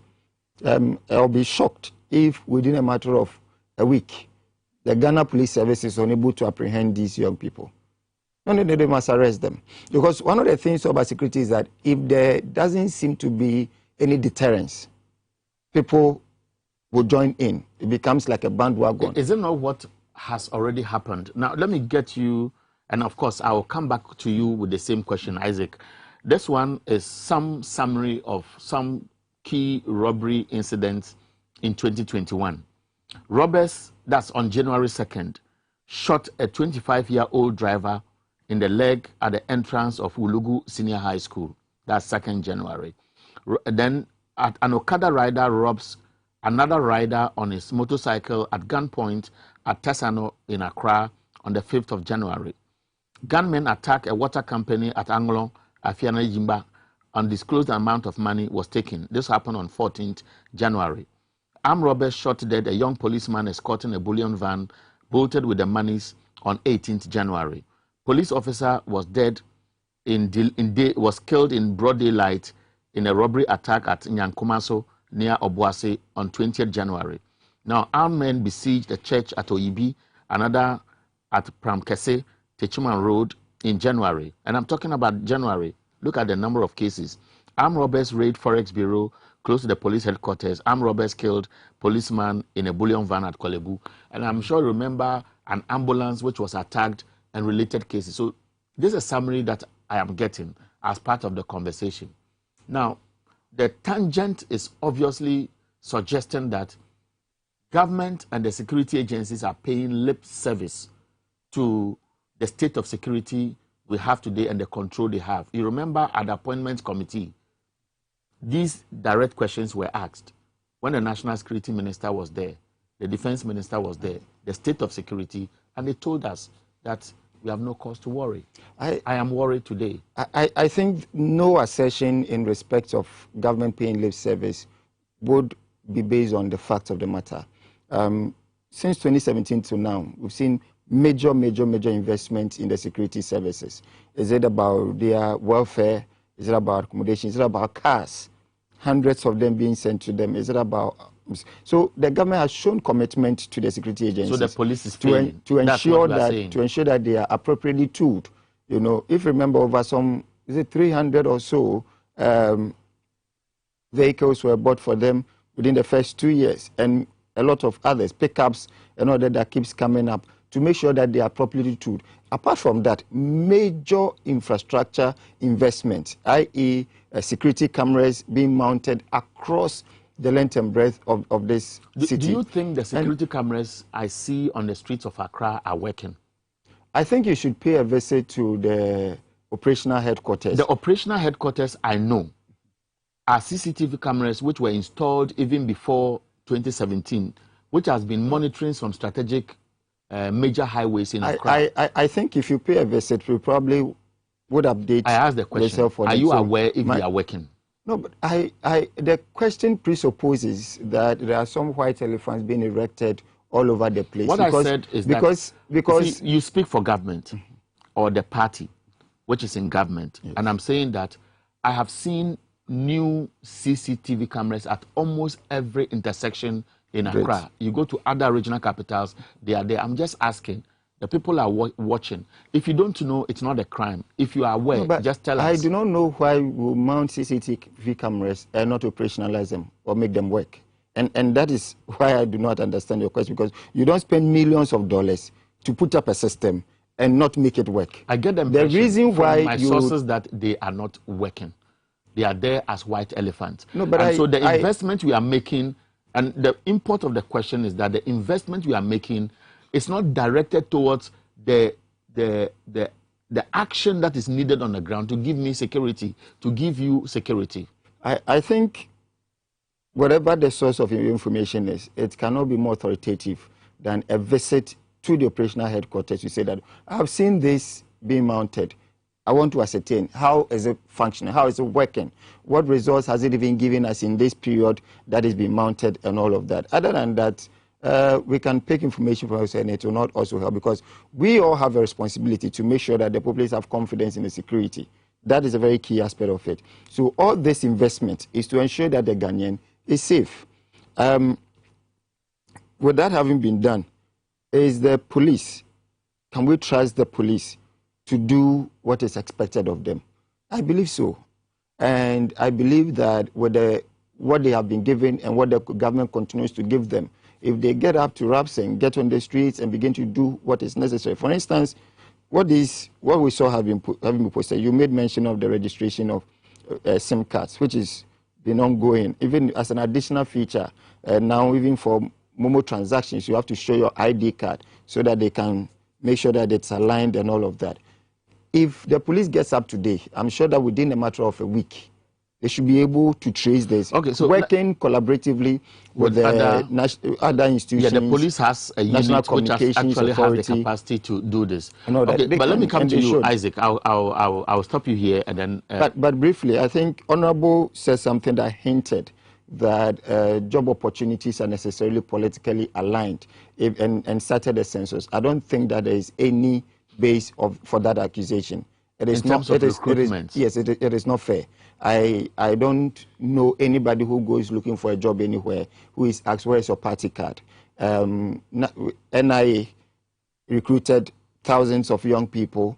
There was no such consideration or there was no certain requirement. In fact, the NIA boss is under fire from our own party people for saying that the president directly told him, you understand, not to politicize that recruitment. So, but I'm sure you also followed the activities that led to the registration for the NIA card, for the EC's operations, testimonies that came that suggested that people were deliberately selected because the object was towards the 2020 elections. I think there is also public notice. There are several of these supposed allegations. For example, just last week, there was a video that went viral that the General Secretary of our party was involved in Galamsey, and there are some excavators that belong to him, blah, blah, and all of that. When he petitioned the CID and the people around it, they say, oh, we are misinformed. It is not true. There's no facts to it and all of that. So when these things, allegations come up, we must be circumspect. Why do you want those watching you to believe that Ken Atefa, who employed people,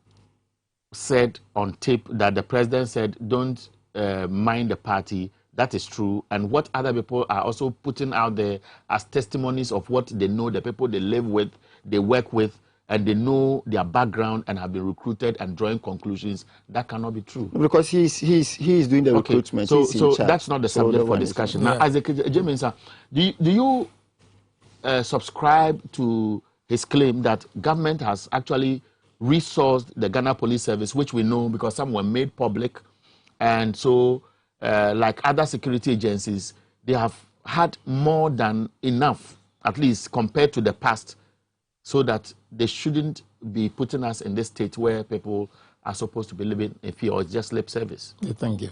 What I want to advise my young man is that I'm a grassroots person, I'm an MP, and I'm speaking from where I come from. You don't need a party card to be given that consideration. that, he has not seen anywhere that people go, with party cash to be given those jobs. It's more apparent than real. It's real.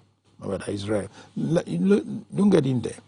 The point is that crime and all those things that we're talking about never started today. It's been in the past. Since colonial times, it's been there.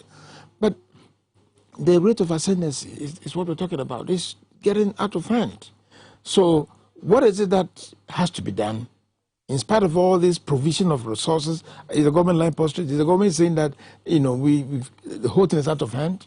You are providing the cars. You are providing all these resources. But still, crime is in ascendancy. And violence is all over the place. So I think that what I expect my colleagues, probably we have to agree together, is that we need to probably have a national dialogue, about this security situation. Yes, we are providing the cars. Yes, we are providing all this, but still, it's happening. And if it's happening, who would, we expect the government to take responsibility. And one of the things that we can do, and as, I just suggested, is that, is there any need for a national dialogue to talk about it, rather than saying, oh, we are providing this, at our time we did this, at our time we did that. But at the end of the day, it's getting out of hand. In spite of all these that you're saying, and I don't want you to think that it's rhetorics. Recently, there was some 300, you're talking about 300 vehicles and so on. Probably it's not enough. So in the light of all these provisions, we have had this thing getting out of hand. So that is the crux of the matter. The point is that it's getting out of hand, Eric. So if it is getting out of hand, it becomes a national concern. It's a fact, and he agrees that yes, it's getting out of hand. So what is the way forward? That is what I think we should be interrogating ourselves. As for the cars that has been given to the police and all those, with all those promises of bulletproof stuff, it's been all over the place. We've been hearing it.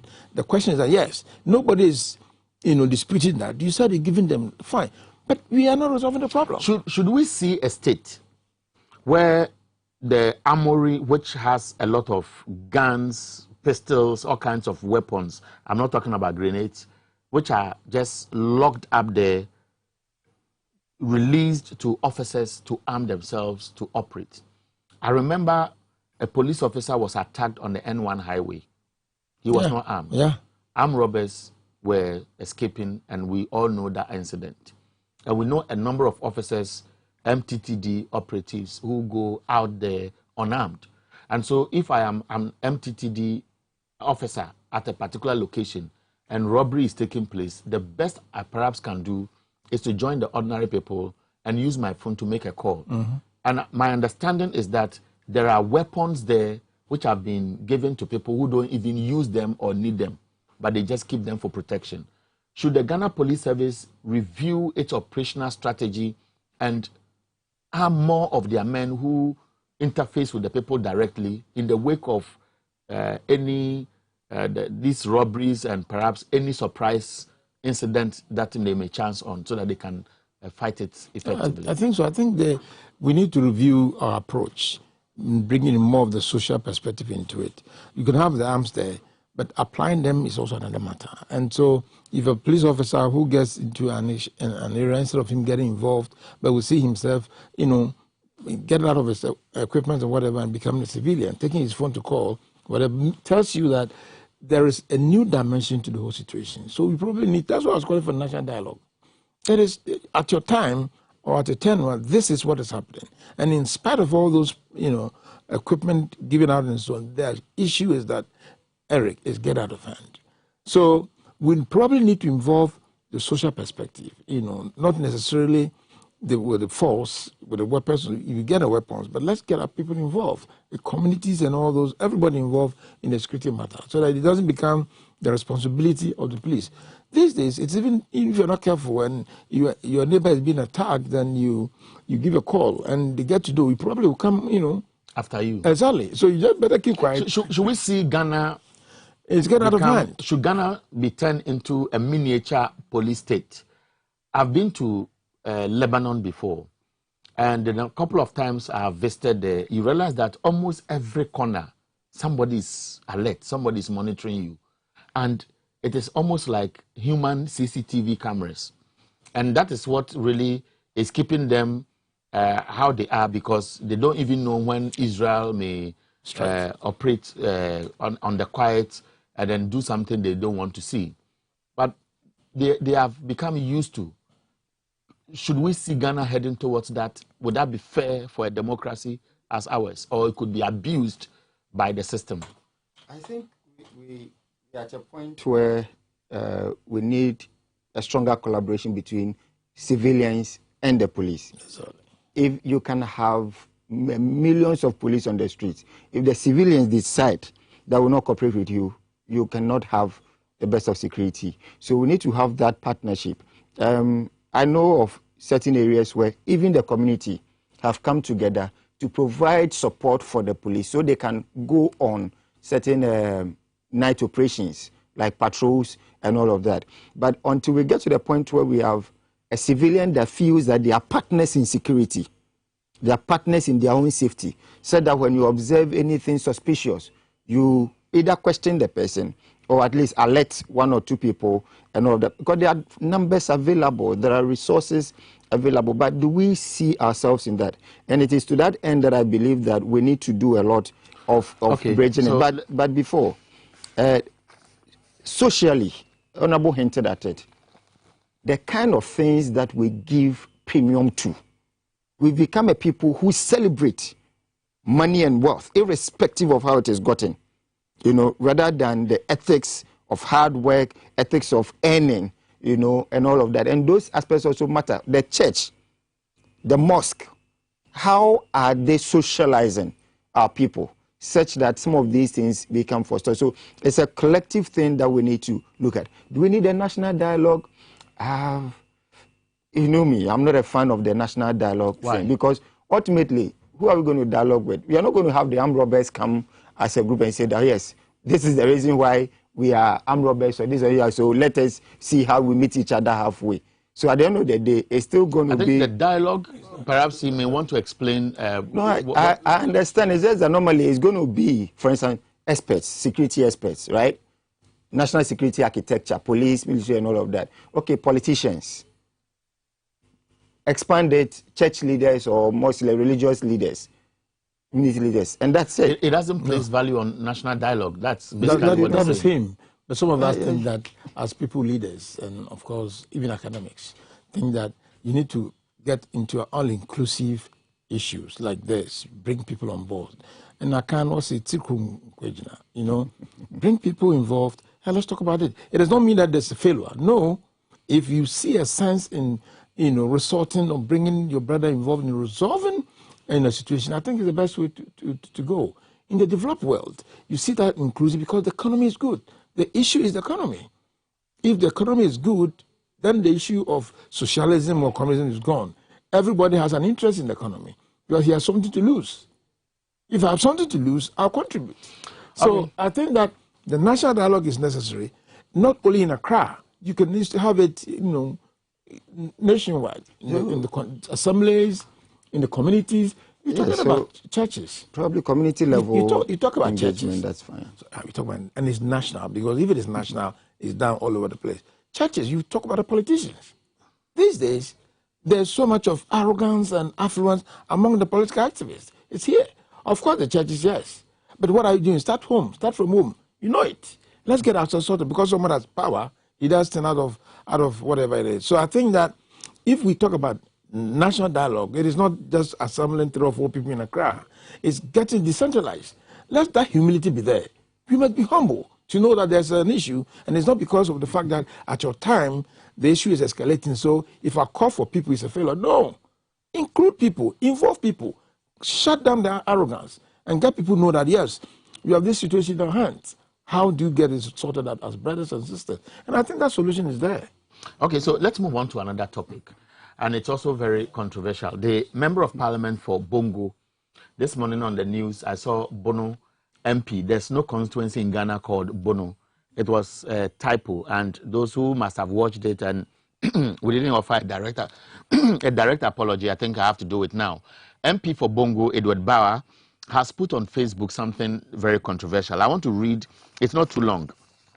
And it says, questions, how come that Greater Accra region is more populous than the Ashanti region, but the Ashanti region has more constituencies than Greater Accra? He says, just wondering, while we await the outcome of the population and housing census to answer this question with certainty, it is important we arm ourselves with the information below. The smallest constituency in Greater Accra is Sege, with a voter population of 42,159, while the smallest constituency in Ashanti is Setre Afram Plains, with a voter population of 18,717. 2. 7 of 10 constituencies with the highest number of registered voters in Greater Accra. So 7 of the 10 constituencies with the highest number of registered voters in the whole of Ghana are in Greater Accra, while none of the constituencies in Ashanti region falls within the first 10 constituencies with the highest number of voters. There are 18 out of the 34 constituencies in Greater Accra with more than 100,000 registered voters. So he talks about Botiano, Englishi, Amanfro, Wejagbawe, Anyanso Utuum, Amasaman, Trobu, Dome Krabenya, Madina, Ayawaso West Wogon, Ablekuma Central, Ablekuma North, Lejokuku, Odododiodio, Ladade Kotopong, Tama East, Tama West, Ponkatamanso, Ashaiman, and Adentan. Conversely, there are only 5 constituencies in Ashanti region with more than 100,000 voters: Echuma Kwauma, Oforikrum, Asawase, Kwabre East, and Ejuso. Now, these are the concerns he's raising. If rumors that the EC, on the usual orders of the MPP, intends to create more constituencies ahead of the 2024 elections based on census figures, then we safely can make projections based on EC's electoral figures and make a definite demand that Greater Accra must have greater share of newly created constituencies than Ashanti. Assuming after the census and based on projections on EC's data, the Commission decides to divide all constituencies with more than 100,000 votes into 2, Greater Accra will get additional 18 constituencies, while Ashanti region will get 5 new constituencies. If this happens, Greater Accra and Ashanti region will have 52 constituencies each going into the 2024 elections.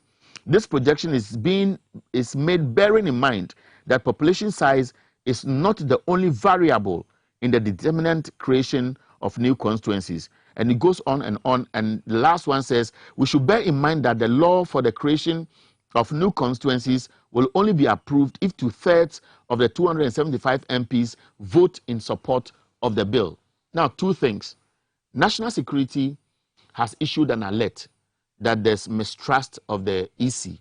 Its integrity is down. And it is a recipe for violence because political parties are most likely to re-engage their vigilante groups because of what happened in 2020. Again, people have been suspicious about what is happening and the intended effect. Now, do you see this concern by the MP for Bongo as an alert that must be taken seriously or one of those usual propaganda? Let me start with you because he's one of your colleagues. Yeah, I think it's justified. That is his view, and we support it. The issue is that if that is the suspicion, if that is the intelligence that is being gathered, that the EC has that plan of getting on board more constituencies, then these factors must be considered. I stand to be corrected. When you compare Ashanti region and Greater Accra region, Ashanti region, in terms of comparison, probably it's more monogeneous than Accra. Accra is more heterogeneous, with a lot of people coming in. Accra is the center of all the tribes. Everybody wants to come in here. If one of the factors, population and tribal, conditions or tribal links will require the creation of constituency and so on, then what my colleague is saying is justified. And indeed, I support it. The argument, you get to know that it's justified. But the point is that when it comes to Parliament, and that is what is important, that the issue will have to know, because it has to be fair. So if you are creating so many constituencies in Kumasi, get it created also in Accra. At the end of the day, to come to the floor of Parliament, and these are the numbers are more or less equal, and you need 2/3 for that one for the CI, whatever, to be agreed on, so on. So I think that it's something that we need to discuss. Is he making sense? Which I said yes. So others should see the details in there, discuss it, and make informed decisions on that. But we all know. Let me take the question to Courage, that Ashanti region is perhaps the biggest in terms of size in the country. If you look at Greater Accra region and you look at even before now, we are talking about Bono East, Ahafo. But those days when it was Bono Ahafo region, it was far bigger than Greater Accra. But we know that the population is huge. And he also admits in there that the creation of constituencies will not be subject to population size, but they look at other factors. Now, with population size only. Okay, you'll not be limited to. No, it's not limited to population size only. There are other factors that are considered. Now, looking at the information as he puts it, there is that suspicious element in all what he has done. The signal is that this population and housing census, if the agenda is that we'll do it at all costs because we are looking at 2024 where gerrymandering will be done, then be careful. Is that what you see in Edward Bower's post? I think I find his post very responsible. And that is coming on the back of the National Security Report that you alluded to. That what I have seen the NDC do consistently before and after the election is to run down the reputation of the Electoral Commission. And that is very unpatriotic on their part. I must be very honest with you. Now, you run down the reputation of the institution on no basis at all.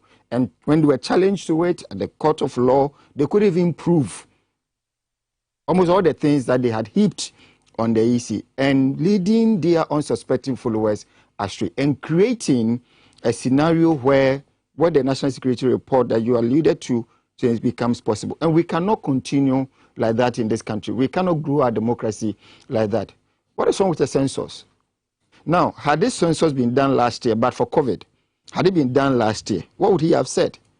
When you that was the electoral year, right? Should we say that in 2010, when the census was conducted with the NDC in power, they conducted it based on their intended use of it for gerrymandering?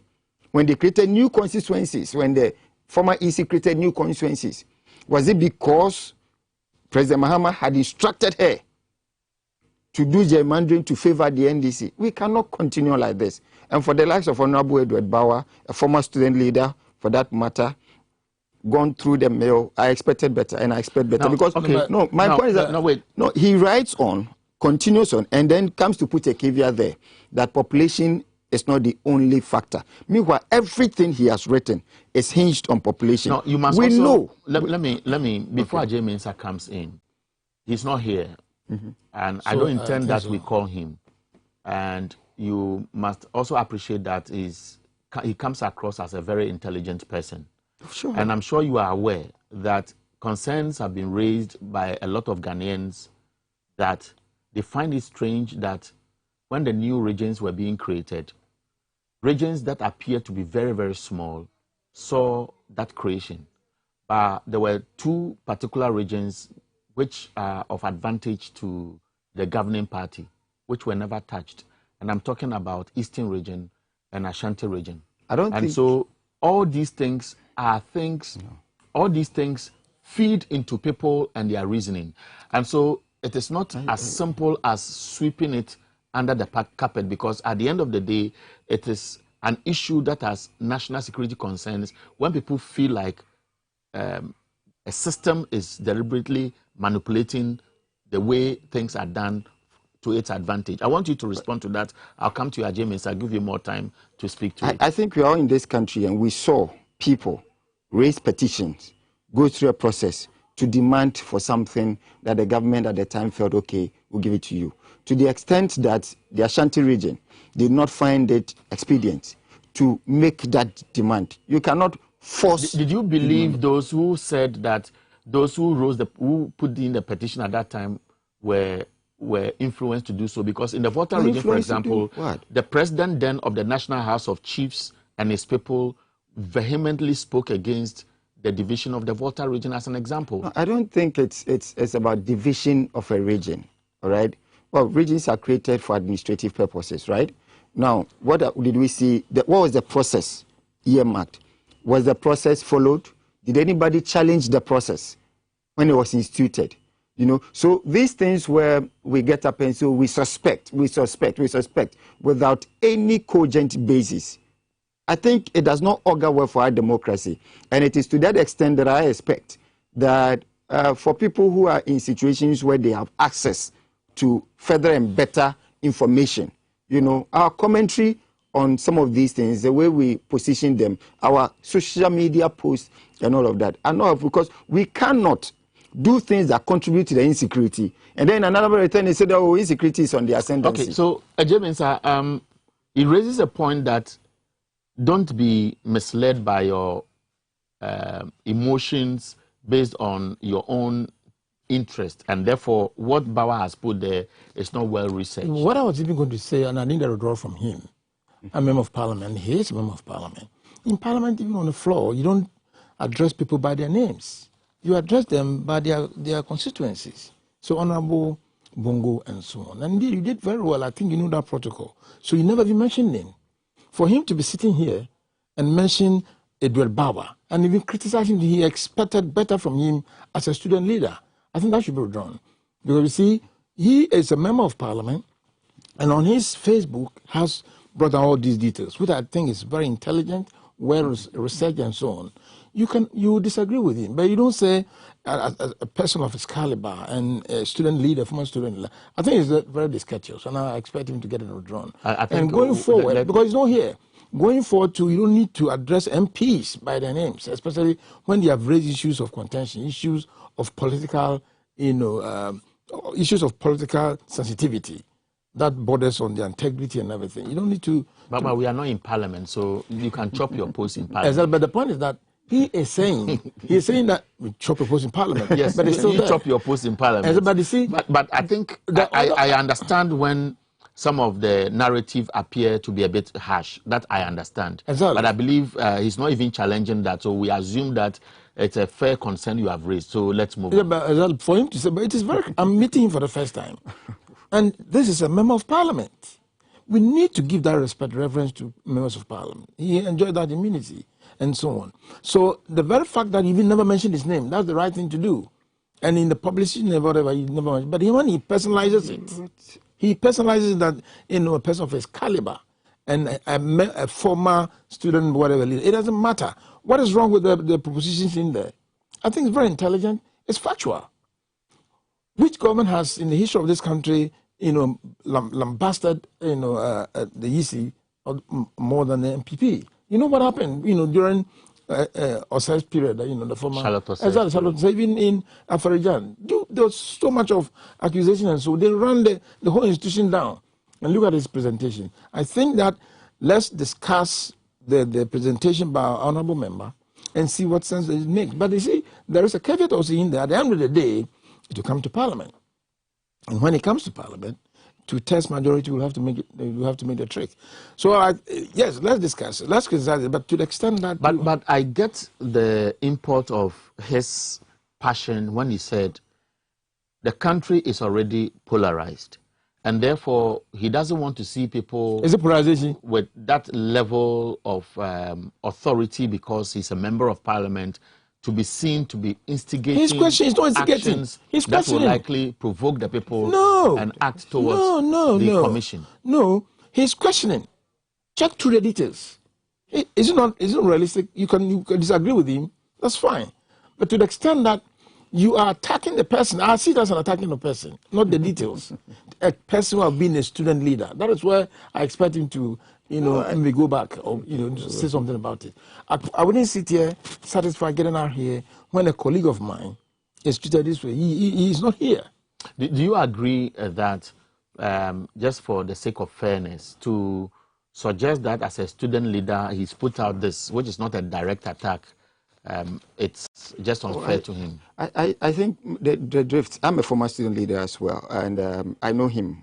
I mean, he's one of our seniors in student leadership and governance, And when you go through that mail, there's a certain training that it gives you and all of that. And based on that, we have our expectations of those of us who have been involved. So you stand by what you are saying? And it is to that extent that I am saying that what he put out there, okay. What do you find wrong with what he has put out there?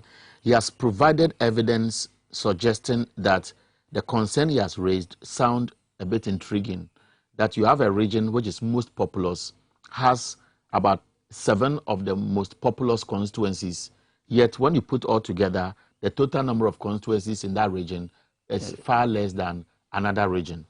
From where he sits as a member of parliament, is getting signals that the import of the population and housing census, and all of us know that after every population and housing census, government goes ahead to look at it, whether it is appropriate to create new districts, create new constituencies. So he's saying that if this anomaly has to be addressed, then he's looking forward that in the creation, if it will happen, of new constituencies, they go back to look at this anomaly from where he sits. Exactly. What is wrong with it for you to say that as a student leader, alleges, you should not be he writing alleges like an instruction to the electoral commissioner, all right? He alleges an instruction to the commissioner to do certain things in terms of gerrymandering. He further goes on to make this regional comparison. Are we aware of the number of people? Specifically, are we aware of the number of people who travel from Greater Accra back to their home regions to go and vote? We see the fleet of buses that moves. So the fact that at a particular it looks like point in time, you are not listening to yourself. He has provided evidence that when we look at registered voters, the constituencies he's talked about, the figures he has quoted, are based on figures that have been churned out over the years. Great. And therefore, if Katamanso comes out with, let's say, 150,000, and let's say a constituency in Takrady, let's say Shama, comes out with 70,000 consistently, and he says that Katamanso has a constituency with a larger population compared to the other one, it is based on facts. Because the moment the people move to another constituency, it will drop by numbers, so that argument may not hold. But what I see here, because it says if rumors that the EC on the usual orders of the MPP intends to. It's a rumor. No. Rumor from where? By whom? Should an honorable member of parliament be peddling rumors? That is my concern with him. Should an honorable member of parliament be involved in rumor mongering? Wait, listen very carefully. Don't be emotional. Don't be emotional about this. Take it easy. See, what we are doing is that the honorable member of parliament here feels that you were a bit unfair to your senior colleague in terms of student leadership or activism. Yes. And so that's what we were trying to address. And so you suggested that he was accusing the EC of taking instructions. And I'm reading here that he says, if rumors that the EC on the usual orders of the MPP intends to create, then the following considerations must be done. That is why he put in these recommendations. I don't see that this should suppose to trigger the concern you have raised. I think my major concern has been the extent to which we bastardize state institutions. And then when it creates a problem, we now turn around and say that, there's insecurity, there's this, and national dialogue. And that I'm saying that we cannot deliberately create problems and then turn around and pretend as though we don't know how the problems are great. The national security assessment, which suggests that the EC has lost its integrity. And so it is an issue of major concern because it can trigger violence in the 2024 elections. Is it the creation of the NDC that EC has lost its integrity? Absolutely. Or it's a fact that majority of Ghanaians have drawn their own conclusions? No, I do not think it's a fact that majority of Ghanaians have drawn their own conclusions. When honorable members and opinion leaders in our society make pronouncements and make certain assertions, all right, their unsuspecting followers take it from them. For instance, when this country, after the election, when the NDC took to the media to say that they have won and that their followers should go and jubilate, true to their words, some of them were on the streets jubilating, only for it to turn out to be false. So when we do some of these things and it creates wrong impressions in the minds of our followers, and they base on that to act and to even form opinions about state institutions, We are at fault. And it is that is the reason why I put a high bar on members of parliament, of which my brother Edward Bawa, honorable, is part of it. Honorable, I'm saying that the national security, if you can, we have 5 minutes, so I want you to land in a minute so that I can give him 3 minutes and spend the rest on. Great. If the honorable had come out on any authoritative information, but he said that as is being alleged, so he's also coming out to perpetuate the, allegation out there, the rumors out there. I don't think what we expect from our members of parliament is rumor mongering. But don't you see anything positive in his recommendation that based on the figures he has raised and what went into the creation of the constituencies, if fairness should be in place, then that consideration must be seen. You don't see anything positive there. No, question to ask is fairness to who? Okay, so fairness to who? Yeah, and again, do you see the National Security Assessment Report, which exposes a certain concern and what is being raised as something that the nation must take seriously? Exactly. You see, national security is national security.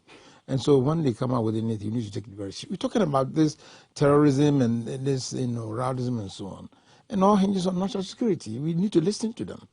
And so my concern, we spent a lot of time on this one, is his reaction to issues. I'm meeting him for the first time.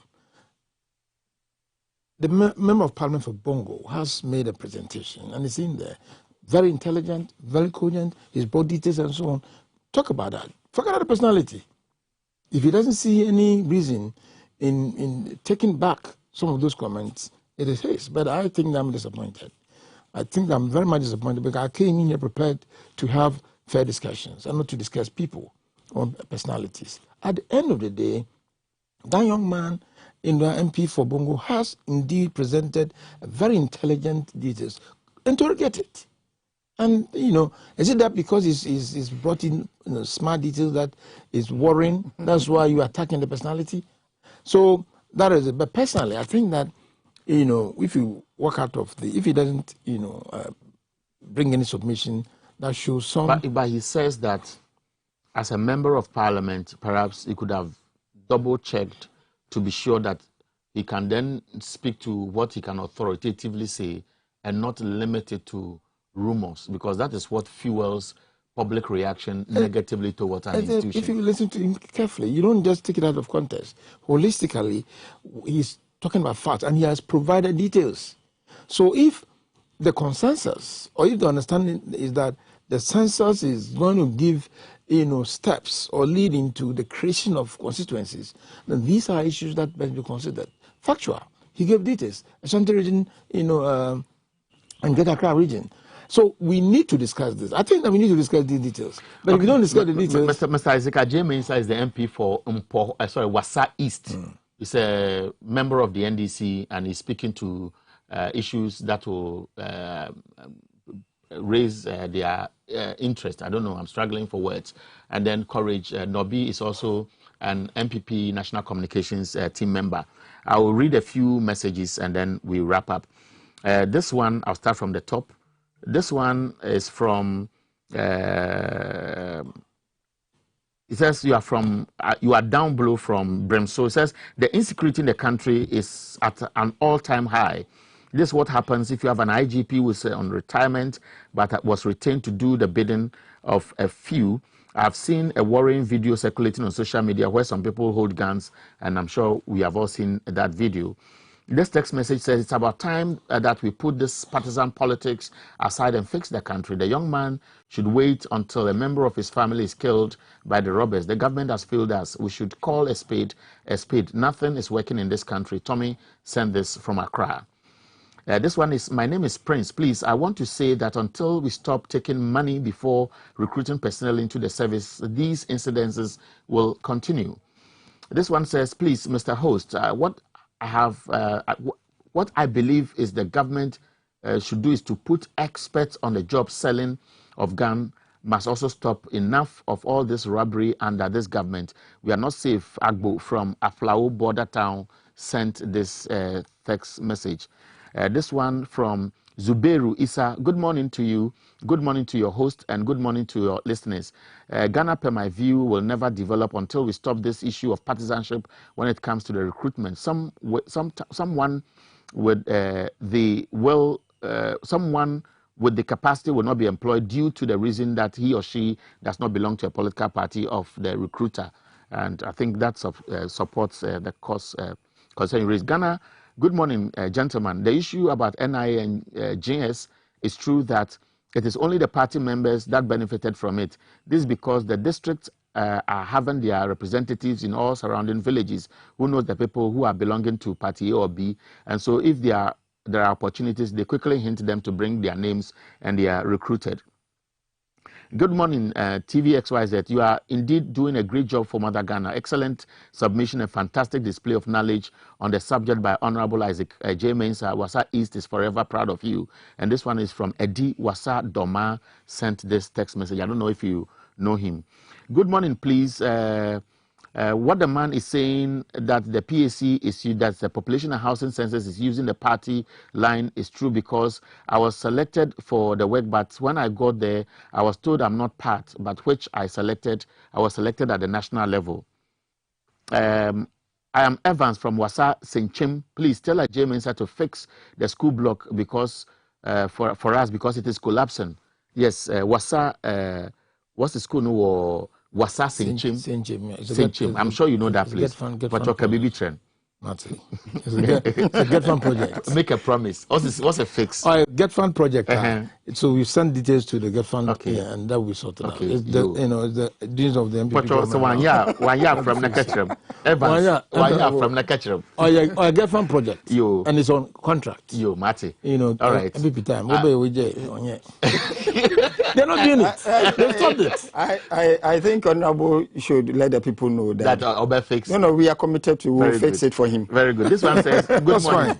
So good morning, Eric. The primary and funding role of any government is to give security to its citizens. Today, Ghana, no one except President Akufo-Addo has feel safe. The most important and painful thing is that instead of leadership to collaborate with stakeholders in curtailing the bizarre situation, government communicators continue to praise singing and so on.